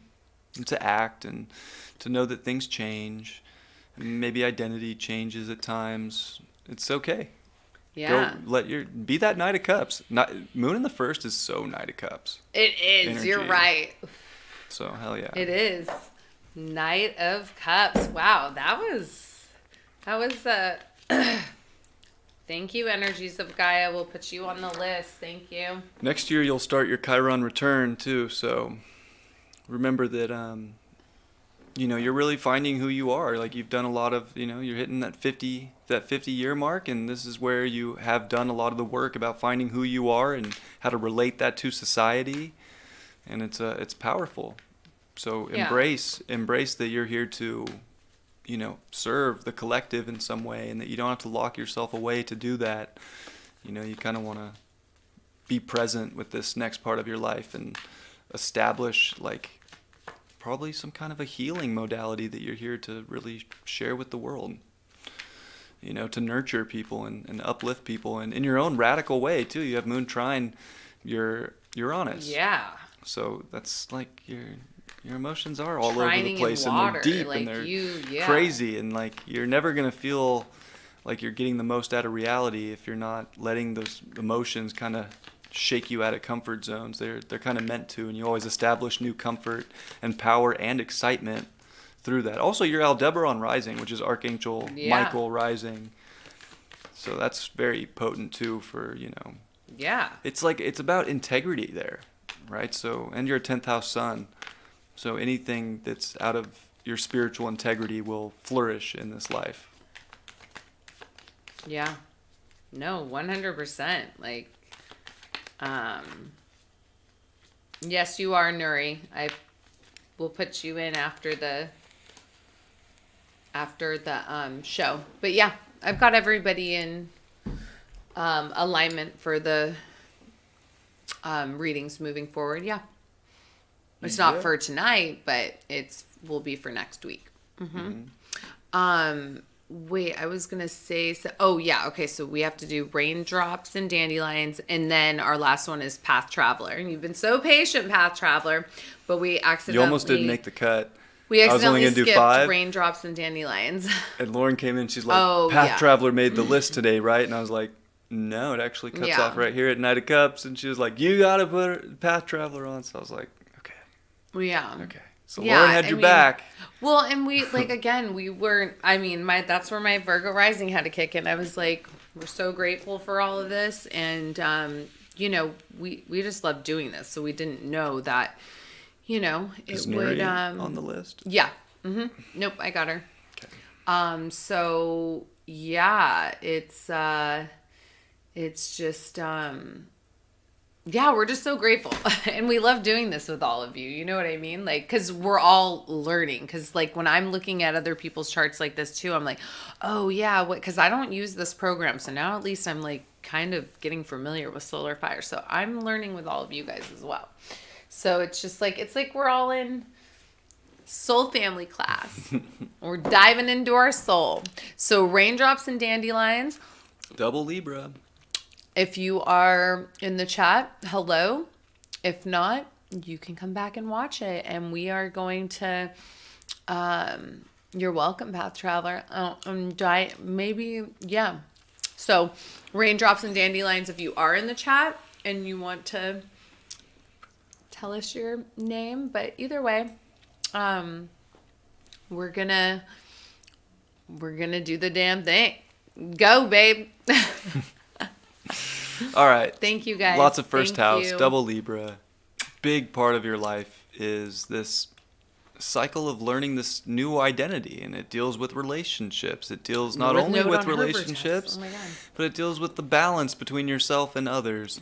So you're learning very strongly how to present yourself in this life, how to identify with some form of yourself, how to kind of pick a version of you. But you go through a lot of different identity crises in life, and that's perfectly okay. And who knows when that'll stop? Maybe it happened when you had your Saturn return. Maybe that was the Saturn return in the first, and boom, all of a sudden you were like, I really feel like I know myself now. Very possible. Got you on the list, Braxton. Also went through a lot of Pluto, squares. You're just finishing up your Pluto square. You're still in it. It's going to come back to 28 and get that square. You're in Pluto square Saturn. You've had Pluto square Sun, Saturn square Sun over the last 3 years. I mean, the last 5 years. There's been a lot going on. We're going to point out that she's literally opposite as Cody. He's got the south node on his vertex. She's got the north node coming up on her vertex. But in the 7th. South node will be on Saturn. So that's going to be an interesting activation. Mm-hmm. Yeah, it's going to be. It's like Saturn's kind of their like, Knight of Cups sun. Like, yeah, like don't respond or whatever. But this is the north node on your vertex. This is a little different. And Saturn's actually sextiling it. Yeah. So I would say that it's probably going to be a more beneficial relationship, at least for your evolution. And again, look, the Pluto polarity point of the first house is the 7th house. So you really do want to form relationships and understand other people. You're a double Libra. This is a huge part of life for you. You're getting a solar eclipse in your 7th house coming up. So I would say that this year is big time relationship work. And that's a good thing. Do you just want to address that really fast because she did message you? Oh, my karma class is at 4 p.m. It starts this Friday. And on Saturday too? On Saturday, I'm going to ask everybody who's in the live what time works best for them. On Friday. Because I'm open to doing it earlier, but if people can't make it, I just want to make sure that the majority of the people that bought the class can make it. Yes. So Saturday's a little bit up in the air right now, just because I'm flexible. I don't usually work on Saturdays, so I'd like majority of the people who took the class to be able to be there live, because that's going to be like question and answer. That's going to be chart explanation. Like I want more people there for Saturday than anything. I want people there for Friday too, because that's going to be a big lecture and a lot of is going to be taught. But Saturday kind of wraps it up. Yeah, 4 p.m. Pacific. Yeah. 4 p.m. Pacific, so that maybe would be 7 your time. Yeah, 7 is Eastern. Yeah. But at least try to get into the Friday one, and I feel like you'll send out, if you do it on Saturday, you'll send out a notification. Yeah. You'll be in the know, Nuri. Okay, so Raindrops. Well, I was talking about the 7th house and how important that is right now. North node vertex. It is the Pluto polarity point. Eclipse there.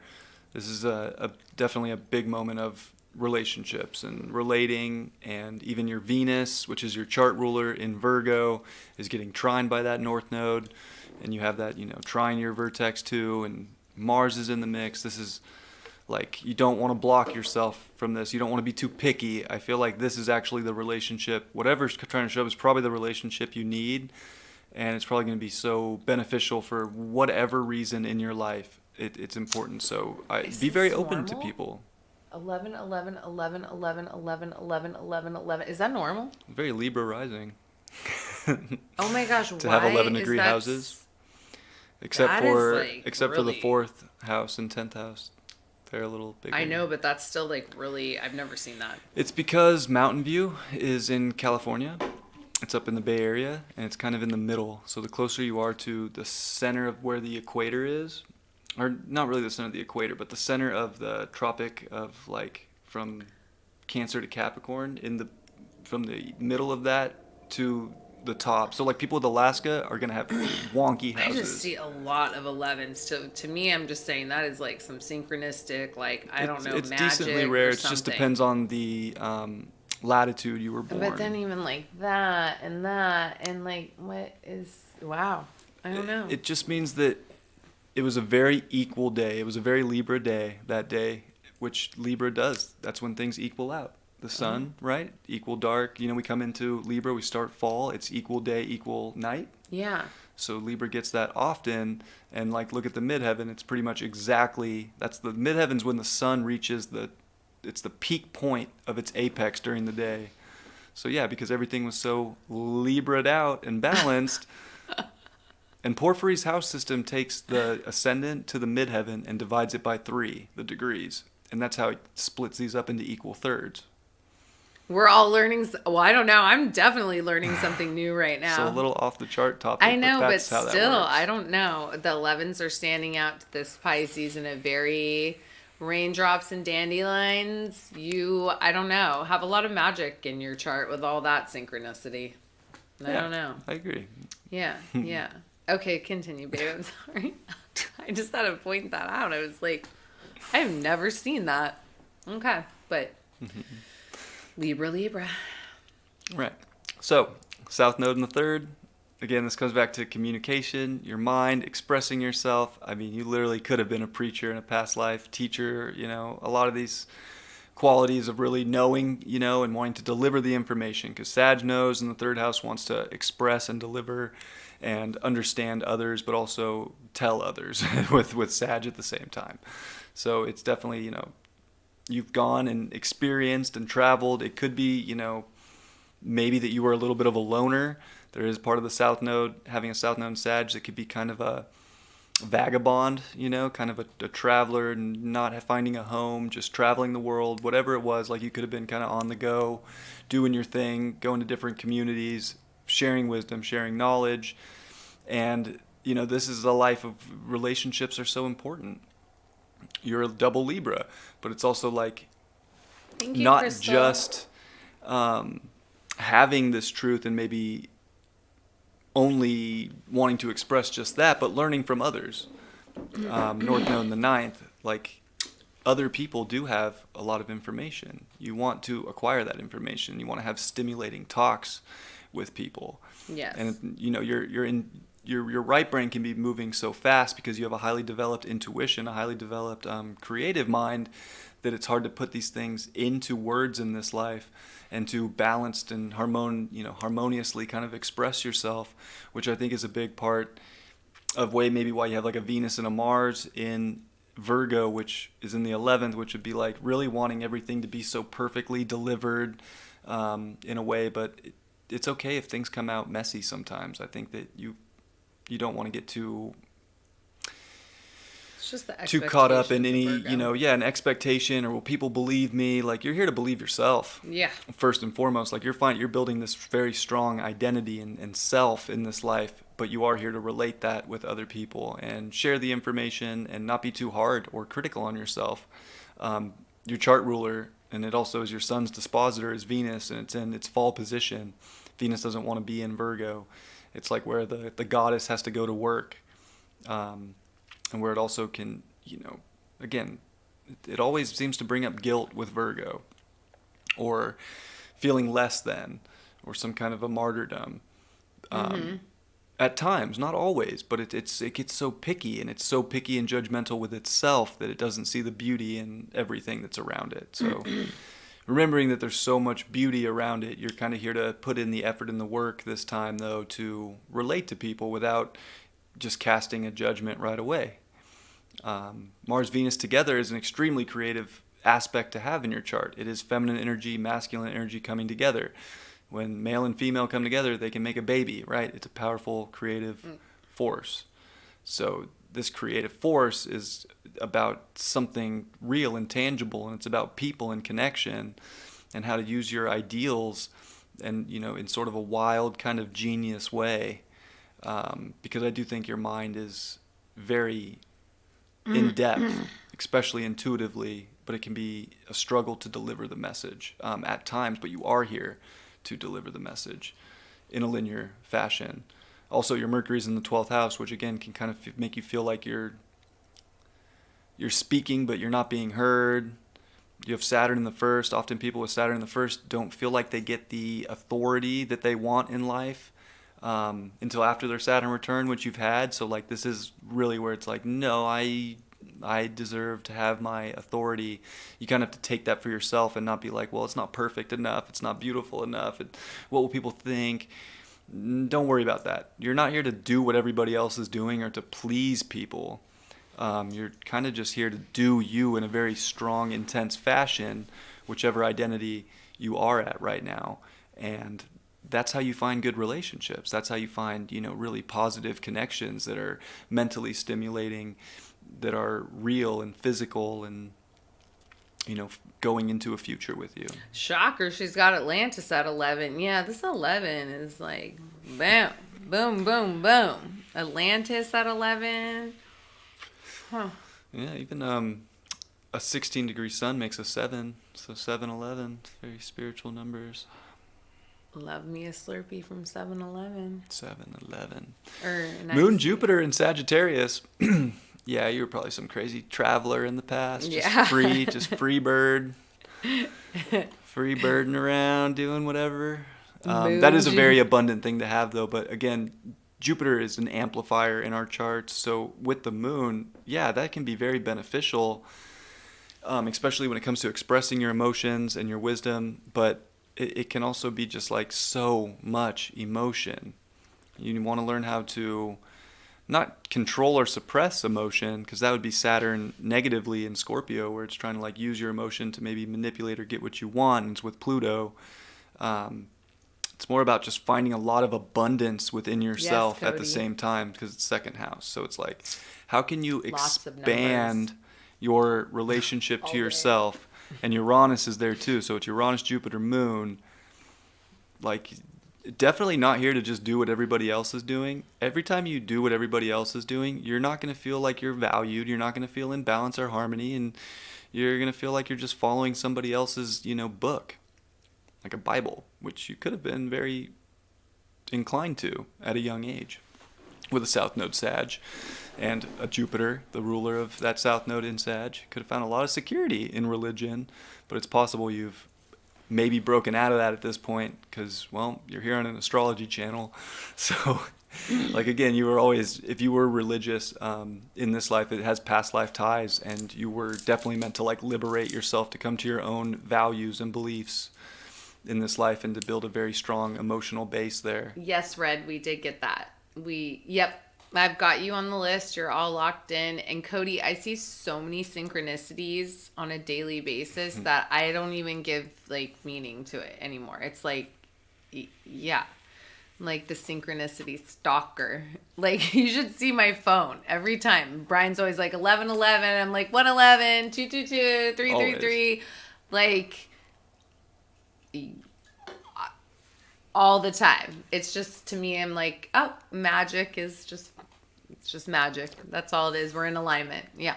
All the time. My phone is it's all screenshots of numbers. I am not a genius, Zena. I'm not. It's in Capricorn. I am so not Capricorn 25. Yeah. 25. I do not. It's his moon. It's his moon in Merlin and Aquarius. If I think too much, I'll sound like an idiot. I just have to like let it come from more of an emotional place, actually. That's when I do better. Does your back hurt, babe? Here, do you want it? Here, we can switch. No. I'm going to finish right here. Okay, I have to use the ladies' room. Okay. Yeah, and you look, your moon is on Antares too, which is the heart of the Scorpion in the constellation Scorpio. It's the biggest star in our solar system. It's like 400 times the size of our sun. It holds a lot of power, and again, having Jupiter there, this can be used in negative ways in life when it comes to like trying to manipulate or try to manipulate wisdom or anything like that. But it is this aspect where you kind of always pick yourself back up. There's something about Antares where, again, you pick yourself up when you get knocked down. It reminds me of like, it's kind of like a cockroach. Like, you can't kill it. Like, you can't. Like, the only thing that would kill you is like yourself, right? You're very, very, very strong. And I think that emotional strength is what keeps you positive too, because Jupiter is very positive. Sag is very positive. Your moon's there. It wants to, definitely build this base within itself from a positive place. And that's how you, again, if you're preaching something that's very positive and, something you really believe in that is outside the box of what society's doing, the moon's also your 10th house ruler. So like your value and structure on what you believe in that, is your truth is something that is going to bring, some sort of positive effect to the collective, some sort of nurturing, effect that can help people be more in alignment with themselves also, because you're in alignment with yourself and you could build a career around that.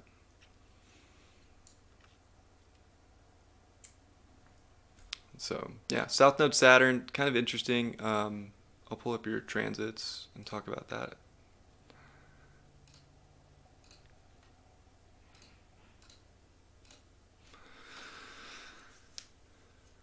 So South Node Saturn, South Node Pluto, that's, a big one. And dealing with like the South Node coming towards your Pluto, you're in a Pluto square, you're having the nodes square Pluto just as a collective. We're living through that, and it's getting tighter and tighter every day. But this is sort of a big, moment. This is a big release. Like there's definitely something I would say that you've been identifying in within yourself or holding on to or embracing that is trying to change, and maybe it's doing things all on your own too much, and as a Libra rising, that's not good. Like you definitely want to relate. I think, with North Node on your vertex and with a solar eclipse that's going to be at 29 Aries conjunct your vertex and all that in the 7th house. Again, we mentioned that, but this is it's more of a prominent time to do relationships, or also to make sure the relationships you've identified with and built, some kind of a security attachment to, that they are, the real deal Holyfield, right? That they are providing value to your life, and that it is equal parts give and take. Chiron's now in your 5th. This could be, big for relationships. Jupiter's in your 7th, amplifying relationships. Could be bringing more luck. You are going to see Jupiter conjunct that vertex. So yeah, there's a lot going on with that. And then Saturn making the sextile. So yeah, some kind of a portal, like to embrace relationships. They're important right now and definitely helping you out. But you have Saturn opposite your Venus. It's going to oppose your Mars, and it's going to retrograde and just smack those two around for the next, 15 months here as well, for the next, year plus. So it's just like it's a lesson of like it's okay to make big decisions, right? You don't have to overthink about it. You don't have to over contemplate or weigh things out forever. You kind of just have to step up to the plate and know within your soul, like, what's going to make you the most happy in life. Like Saturn in the 5th can kind of suck sometimes, because we'll actually repress our happiness and our sense of self, so this is like, that's not going to get you very far. Like, you got to express and be, do what makes you feel good and happy. And if you're doing things that you don't want to do just because you feel like you have to do them, that's not good, right? So I think there is a little bit of a conundrum there. And Venus is also your 8th house ruler, so it's adding to sort of this portal that you're in of transformation. Maybe it's trying to have you trust more. Maybe it's trying to, break trust down so that you can learn to trust again. It can go a few different ways, but it's definitely like you're kind of hitting a point where it's very important. And Pluto's going to square your Saturn, which rules your 4th house. So that's not going to happen for the next couple years, but it is on the approach. Oh, yeah, I was like, I've been through that. Uh-huh. I think, again, this is more just like, you got to really build a strong, intense, deep base of who you are. Yeah, and she's 83. Yeah, this is, so what? If I'm 40, she's turning 4. Oh, God, I'm so terrible at math. But then I can look at all these numbers. 37? Yeah, I mean, we said 38. This in the last live. 30, whenever your nodal return, your second one, 37, 38, to, I don't know, let's just say 50. That's a big time. It's, and I'll just say from 37, because I remember 37, 2018, I remember that well. That's like when I went through remembering my true self, to now. And it's like gonna just keep going. It's the biggest level up. So I mean, it's Pluto square Pluto, Saturn. It's Pluto, Saturn, then Uranus. Like, it is transformative. It's initiation after initiation after initiation. Yeah. So it's just, but leveling you up to, and whatever it is that it's activating, what house, what energy, what not, that's why it's like, we were talking about that today, a Pluto square Pluto. And I was like, because you're like, how it hits like it exact times, and I'm just always like, oh, that motherfucker's just always squaring. But that's not true. It's always there, but it's like really on top where it's like you get your first, second, or third pass or whatever. Like, I didn't let go of all that shit until the third. Yeah, it's a process. Like, and I was like, I have to, because you have to, you're like, exhausted. Go deeper and deeper and deeper and deeper. And I was like, no, I'm good. Like, I don't think the universe is trying to take this away, or, I don't, yeah. Pluto transits, you cannot escape. No, you can't. You can't outpray them. You can't, you just have to go within. This is second house dealing with a lot of security stuff and Saturn opposing Venus. Like, this is like I feel like Raindrops, you're in a point right now where you got to make some big relationship decisions. Yes. That it's key, and you signed up for relationship duties as a double Libra. This is that time, and I feel like if you push them to the side, or you don't, find the courage to express what's important or needs to be expressed in life, or anything of that nature, that by the time your Uranus opposition comes, you are just gonna you're gonna go buck wild. Yeah. Which might not be a bad thing, but like you'll go buck wild. So. Right. Yeah, and that's why I think all of those initiations come before the Uranus opposite Uranus, because because if your Uranus rules your 5th house. If you're not in love, when you're in that Uranus opposition, and you have Uranus, which will be in your 8th house, and it's not passionate love and super merged and feel like it, you can empty your soul to someone. Yeah. What's the point? But you have Chiron in your 8th too, so I would imagine emptying your soul and communicating, expressing that is something that, you've had to work on a lot in your life. And you just had eclipses in that 8th house, so you're in it. Like, this is where you really get to kind of like be vulnerable and break free. I lost my babe. I was gonna say something else, but I guess I lost the vape. Happens. These things are elusive. So.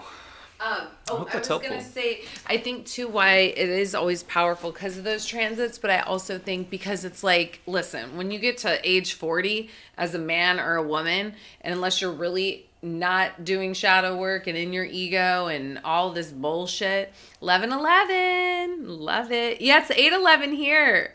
Love it, Path Traveler, in alignment.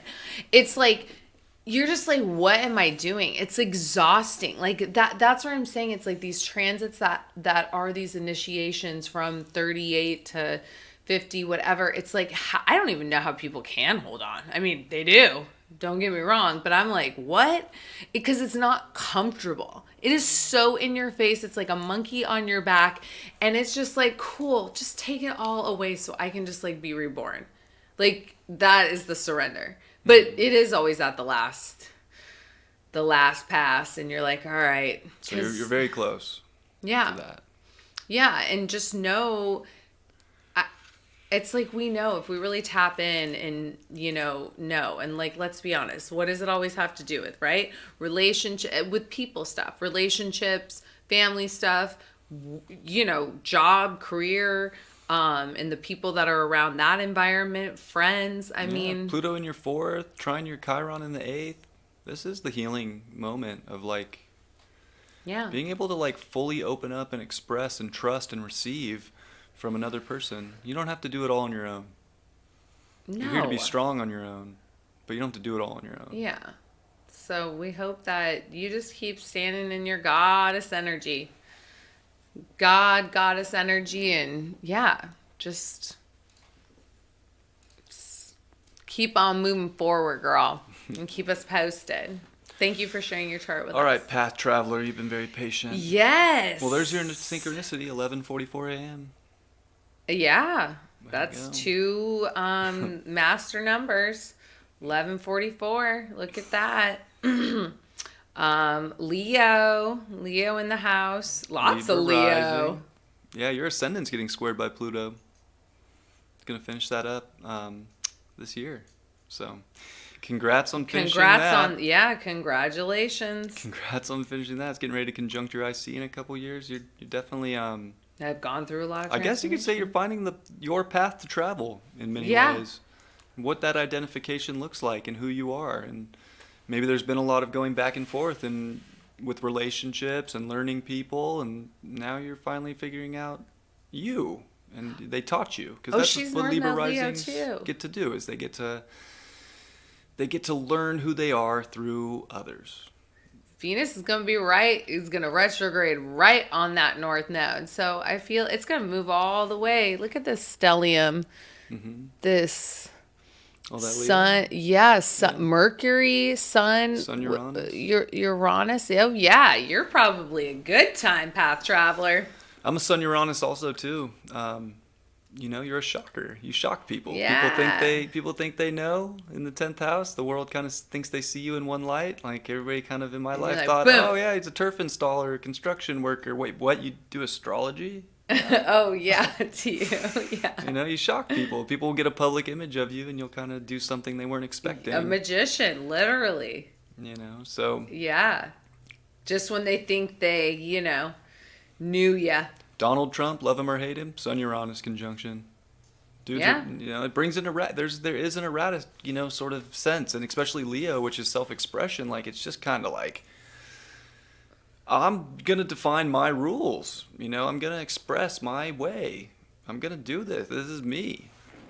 So you are learning to relate that to other people, and find, I guess, that balance point between a strong sense of self, and also how to balance that out with the other. You do have Pluto in the 11th, so there is this, I would say, just an evolutionary need for you to break chains in life. You're definitely Sun, Uranus, Pluto in the 11th. You're not a rule follower. You're here to kind of break the rules. You might follow them for a little bit because you think it's the moral thing to do, and then you realize that that's not how I'm doing it. Oh, that's right, another Pluto moon in Virgo. We've had I remember Path Travelers said that earlier, in that we have had 3 Virgo moons. There's been a lot, and 2 Pluto, now with Pluto.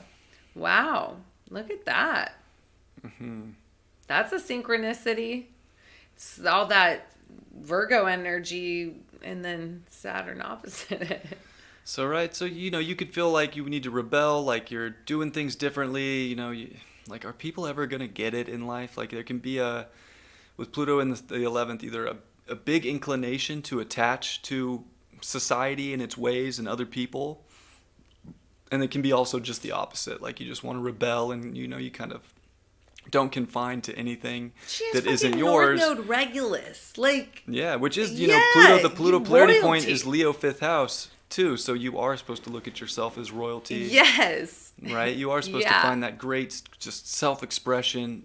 Be a real Leo. Like, that's why your sun's here with Uranus, and it might shock people, and it might rub people the wrong way or make them feel uncomfortable maybe, but express. That's what you're here to do. That's how you find balance, and that's how you find relationships that work, and that also with an Aries 7th house that are where you are going to have a solar eclipse in your 7th house. That's where you find relationships that are traveling that same path as you, path traveler.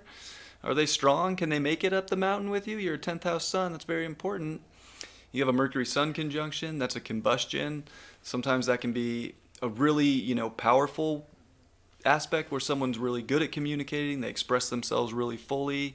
Sometimes it's almost like their ego actually blocks aspects of their mind, what they really want to say, maybe just saying things to fit in. But again, I think that with Uranus that's probably unlikely, and you're probably just going to say what you need to say to feel liberated. Yeah. What is your path? What do you do in the 10th house with this energy? What is your soul purpose, career, work? What is it, path traveler?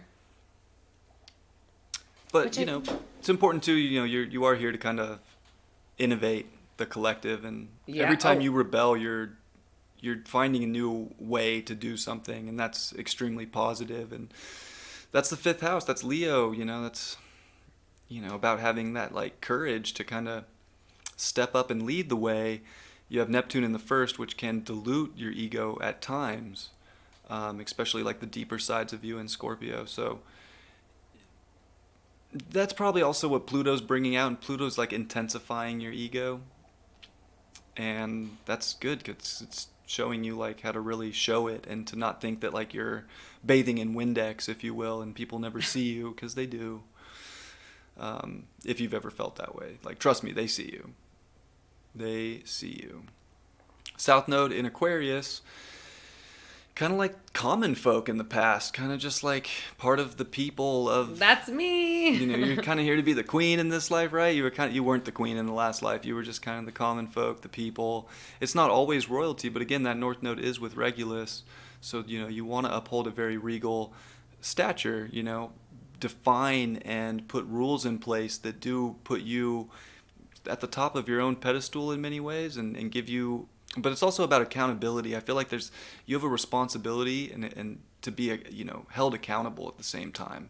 The 10th house isn't just like, oh, I want recognition. You don't get recognition unless you're accountable and take responsibility in life and, you know, speak up for the things that you do want. Nadine is Path Traveler. Nadine. Okay, just so I was like, that we can also... But, you know, you can get caught up worrying about everybody else, too. South Node in Aquarius is like, it kind of does... Love it. Want to do what everybody else is doing in a sense. It kind of does want to follow the crowd. It's like, well, we have to do this. Like, it's just what it is. I'll never, you know, reach the top or be the best. Are we talking about South Node Aquarius? Yeah. Oh, okay. I can relate to this. And that's you know, not what it's about. This is like a life of really putting yourself out there. 10th house sun, Leo ruling your midheaven, North Node Leo. You're here to be a star. Strong. You're here to shock. Node. You're here to shock the world. Yeah. That North Node also sextiles your ascendant. Like you're here to be very strong, very rebellious in hopefully a way that's, you know, showing a better way forward for the collective, and not just thinking everybody else is special, but thinking that you're special too, and knowing that you're special. Yeah. Like, you are regal, girl. Regal. Like, yeah, you know, and you really don't have like, you don't have a lot of like crazy squares in your chart. Like no. You're kind of set up, like, you got some quincunxes that are weird from, like, Jupiter, Saturn, and Capricorn, you know, over to your Leo stuff. But at the same time, like, yeah, weird things happen in life. You don't always sort of have control over how society's going to go. But how do you find that just inner responsibility to be responsible for yourself and then to relate to people who get it, and let the ones that don't get it just... You don't have to be responsible for that. You don't have to get into what they're trying to think or figure out in life. It's kind of like, just, what are you here to figure out? And how do you merge that and relate to people? And then Virgo moon, we talked a lot about Virgo moon, right? It is in 10 degrees with Pluto, so it does, you know, amplify the intensity of maybe some self-doubts, you know, maybe a little bit of martyrdom at times, maybe not wanting to fully expressed, but also critical, worried about people. Your 11th house is worried about people. I feel like there's like, you know, what friends or relationships or what other people might think, you know, like you're like that it can get to you. It's not meant to get to you in this life. You're here to transcend that. Yeah. And just feel pure in the essence of the regality that you do possess. And even like your North Node Pluto, like they are in like a 10-degree orb, and they're in different signs, so it's interesting, and they're in different houses, so there is like, it's important to be responsible. Oh, you're Saturn conjunct Jupiter. But it's also important to break the rules, and that's a fine line that I think it takes courage to walk, and that you're here to walk. That's a powerful aspect, Saturn Jupiter. Yeah, Saturn, and in Jupiter. Capricorn. I mean, we know Saturn. Yeah, you got got Pluto. His home. You got Pluto on that Jupiter right now, and you've had it on your Saturn, so you've definitely come to new ways of finding your own self-authority, and especially delivering a message and speaking in a way that holds weight and holds value, and probably comes from a very strong place of integrity, and beliefs could be transforming now too. Like maybe you're starting to like see things bigger than you were. Maybe you were confining yourself to a certain way that you had to conform, and maybe you're starting to realize now you really don't. And you weren't meant to, and you're here to make your own rules and kind of discover what's going on there, and then set your boundaries, and make them as big as you need to fully express yourself. Yeah. Jupiter's your second house too, so it can feel a little at times wonky, maybe financially or with money. It can make you doubt or feel insecure a little bit, or maybe it's just the way you think about these things. Like if you're stressed, right? Because a moon in Virgo can stress emotionally. Like if you're stressed maybe about like the markets right now or financials, like you're limiting yourself. Like you don't need to stress or worry about these things. You're here to kind of find new ways to take on different responsibilities, to create and to adapt. Like you do want to adapt, and you have so much creative energy, like so much. All that Leo, which is the dispositor of the fifth. Like you're a unique case because your south node ruler is Uranus and it's conjunct your sun. Your north node ruler is the sun and it's conjunct Uranus and the north node. So it's very interesting. It's almost like you were just a regular follow the rules kind of person in the past. Something special, but it just has to be fully unlocked and just put out there. So I think like you are at a place of like feeling like you got so close to achieving something that you wanted in the past and you didn't get it. You were like humbled, and now it's like really actually taking the courage and the risk to get it and to earn it fully, because you came to kind of do that. And the south node, the fifth in Pisces too, is like, don't. She says, question, Libra ascendant, but Scorpio first. That confuses me. What is that? Scorpio and Taurus are intercepted in your chart. Oh, which is very, that's karmic. the access. It's very karmic, meaning, again, you actually don't have boundaries. Like your passions and your desires and how you identify, they don't have a boundary. They're kind of infinite. You're here to work on that. Like you're here to really go passionately into who you are and to really merge with energy that feels that and gets that. But at the same time, you have to trust yourself. And that's where Neptune in the first can have a hard time too. And in Scorpio, it's like trusting itself. And also around people too. There can be like a distrust in people that you're working on. So there is this interesting dynamic with people and yourself, and like still relating but knowing yourself, and opening yourself up to passion and love, and really like magical dreamy love. Your Chiron absolutely. Chiron in Pisces can be absolutely beautiful for people, but there's like a lot of faith that comes with it. You really have to have faith that you are going to be able to find that courage and that strength and that identity that you're here to find. Oh, it's doing that thing again. Don't. I'm not. I'm just like moving it. Our new box came. It's in. It did? It's in the. Oh, thank God. We have to go to the office. Yeah, we had to get a new router because this router I think is going bad. So. Yeah, but they've been doing a lot of testing and stuff too. Yeah. I don't think it is me that is buffering. Yeah. It's not us. you. It's not. We're back now, but yeah, our internet is just. We had to get a new router. Goofy, yeah, but they did say that they've been testing a lot at night, of course. So. Which I'm glad we got the new router. I'll hook it up tomorrow because I didn't want to deal with this for the class at all. Yeah, so it'll be more smooth sailing if it's been. I'm blaming it on Pluto and Aquarius, but we're gonna blame Cox Communication as well. Very well could be Pluto and Aquarius. It's at that 0 degree. Faith is everything, and the more faith you have in yourself, the better. That's God trying to shine down on you, but you have to believe in yourself and have faith in yourself and build structure around what you know is really in alignment with integrity, even if society doesn't think that's true. It's not important. Absolutely.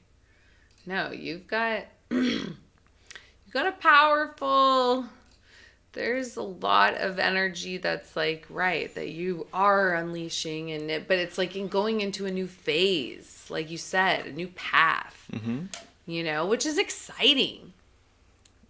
Yeah, I think you want to embrace that. Yeah. You have Saturn about to transit your Chiron and retrograde over the course of this, summer. So I think that's, a big healing moment. Like, this is where, again, you do have to take accountability and responsibility for maybe even shortcomings in your life or not getting, fully what you want. If you can own up to those things and prove to God that you do want to create and that you do want to empower yourself, this is where you can like step up and do it. And also having, like, I think with that too, Saturn Chiron, like your own, again, like spiritual, now we have an excellent connection. Your own, right, like going within practice, you know what I mean? Whatever that is that really like makes you just like feel in alignment with yourself. Yeah. This is that would be so helpful. It has to Chiron, do a lot Saturn. with yourself. And Pluto on your Jupiter, self-worth. It's the ruler of your second. This is a lot to do with self-love and self-worth. It has not as much to do with money as you might think. And if you think that any sort of physical thing is the reason for anything, it's not right now. It's actually just knowing your spiritual abundance that you're here to create with. Yeah. Oh, absolutely. Spiritual, but like what will bring the abundance is like, yeah. And next month you get a solar eclipse on your 7th house. Like, that's an interesting 6-month setup for relationships. It's right on your descendant. Yeah. So something's happening with some kind of contract or relationship in your life, or if you're single, it could bring in a relationship over the next 6 months. Definitely, like, there's other people stuff going on. Yeah. Big time. Yeah, especially with the eclipse being there and going to activate that. Yeah, and it's going to make great aspects to your nodes. So, potentially a business partnership. Maybe even. Like, you never know. Something of that nature. Or some kind of a relationship aspect. Some kind of a relationship aspect that and that takes Venus place that you have to take responsibility for. That Venus retrograde is going to be big Venus retrograde is going to start on your south node, and it's going to cross over all of your Leo. Or north node. I'm sorry, your north node in Leo. Yeah. So, yeah, and coming into July 22nd through August 9th, and then even past that into September when Venus, makes its third pass over everything, it's going to be right in the middle of, all of this that's taking place. So, I feel like that could be very exciting. Very, very empowering time. Yeah. If you choose to make it so. This is like you kind of have to own up to everything that you want and not put the blame on the world or society. But this is like a good chance to, find that inner breakout within you and really dedicate. It's almost like at this point in your life, it's kind of funny. Like, you could be really finding that path that you're traveling, like what you're here to do, your mission, how to accumulate more value out of life. 100%. Venus retrograde in your 10th, like, in relationships, that people that could come in and help you with business, like the sun is your midheaven ruler in the 10th house. Yeah, it's just Venus on your north node is going to bring, and especially that it's retrograde. So yeah, it could be stuff from the past, of course, but that's an activation, right, in the 10th house. So with some type of... I don't think money needs to be your big motivator. No, because you bring the abundance, right, through like your energy and what you do and of service and all of that. So which you have, your Virgo moon knows that. Yeah. No, you're in a very, very powerful time. Especially this with the eclipses and with that Venus retrograde. Like, that Venus retrograde is something. And definitely in the 10th house. Yeah, I mean, Pluto in the 11th, Moon in the 11th, even a Saturn retrograde, which really acts more as a Uranus. Mm-hmm. and in quincunx to your Uranus. Mm-hmm. Yeah, you're not here to take authority from anybody else at all. You probably rebelled from any of that. Yeah. That just doesn't even feel in alignment. Your Jupiter and Saturn both progressed direct when Saturn when you were 45 years old and Jupiter when you were 40 years old. So those are big times, I think, of, doing a lot of the inner work of your beliefs and structure in life. And remember, they're direct now. So they're really trying to put themselves out there and, stay on it, dedicate. Saturn in Capricorn, some of your biggest achievements come the older you get. So this is, again, some of that. Yeah. So I think it's good to stay positive and... Yeah. Powerful chart, Path Traveler. It is. Very much so, but a lot of, I don't know, that Venus, yeah, exactly. If it doesn't excite you, yeah. Good. Keep it moving, 100%. Which, yeah, and all the lessons that you've learned being on this path, it's this is a liberating. Yeah, but there's going to be activations with relationships, 100%. So, whatever that is, you have to keep us posted because it's happening. Mm-hmm. 7th house, 10th house, yeah, it is. I hope that was helpful. Yeah, I know. We hope that you guys enjoyed it. I know you got to stretch and whatnot, but we love you guys. And I've got everybody dialed in. Yeah, thank you so much for the support. He woke up and had a list on his desk. I was like, yeah. The moment I woke up today, it was just I felt behind time and just oh my gosh. I know, but I have so much work to do. That's why I was just I'm letting him sleep and make your espresso, and then Thank you. and then look at this list. Yeah, but we love you guys, and I just enjoy doing this so much, and we're all learning. Mm-hmm. You know what I mean? It literally is just soul fam. So we're glad that you guys love it and that you like it. Yeah, can't wait. So we got a nice list building, so we got it. The show must go on. So yes, well, we appreciate all of you so much. Thank you for your support. It means always. The world to both of us. And, yes, very much so. And catch you next time. Have a great week. Yeah, he's gotta film his horoscope now. But then the karma course on Friday. Karma. We love you guys. Thank you so much for being here, and we will see you. And put everything in the description and all that, and you'll all be notified. We will see you. Probably Monday or Tuesday. Monday. All right. See you Monday. See you then. Mwah. Bye, guys. Have a beautiful weekend. Bye.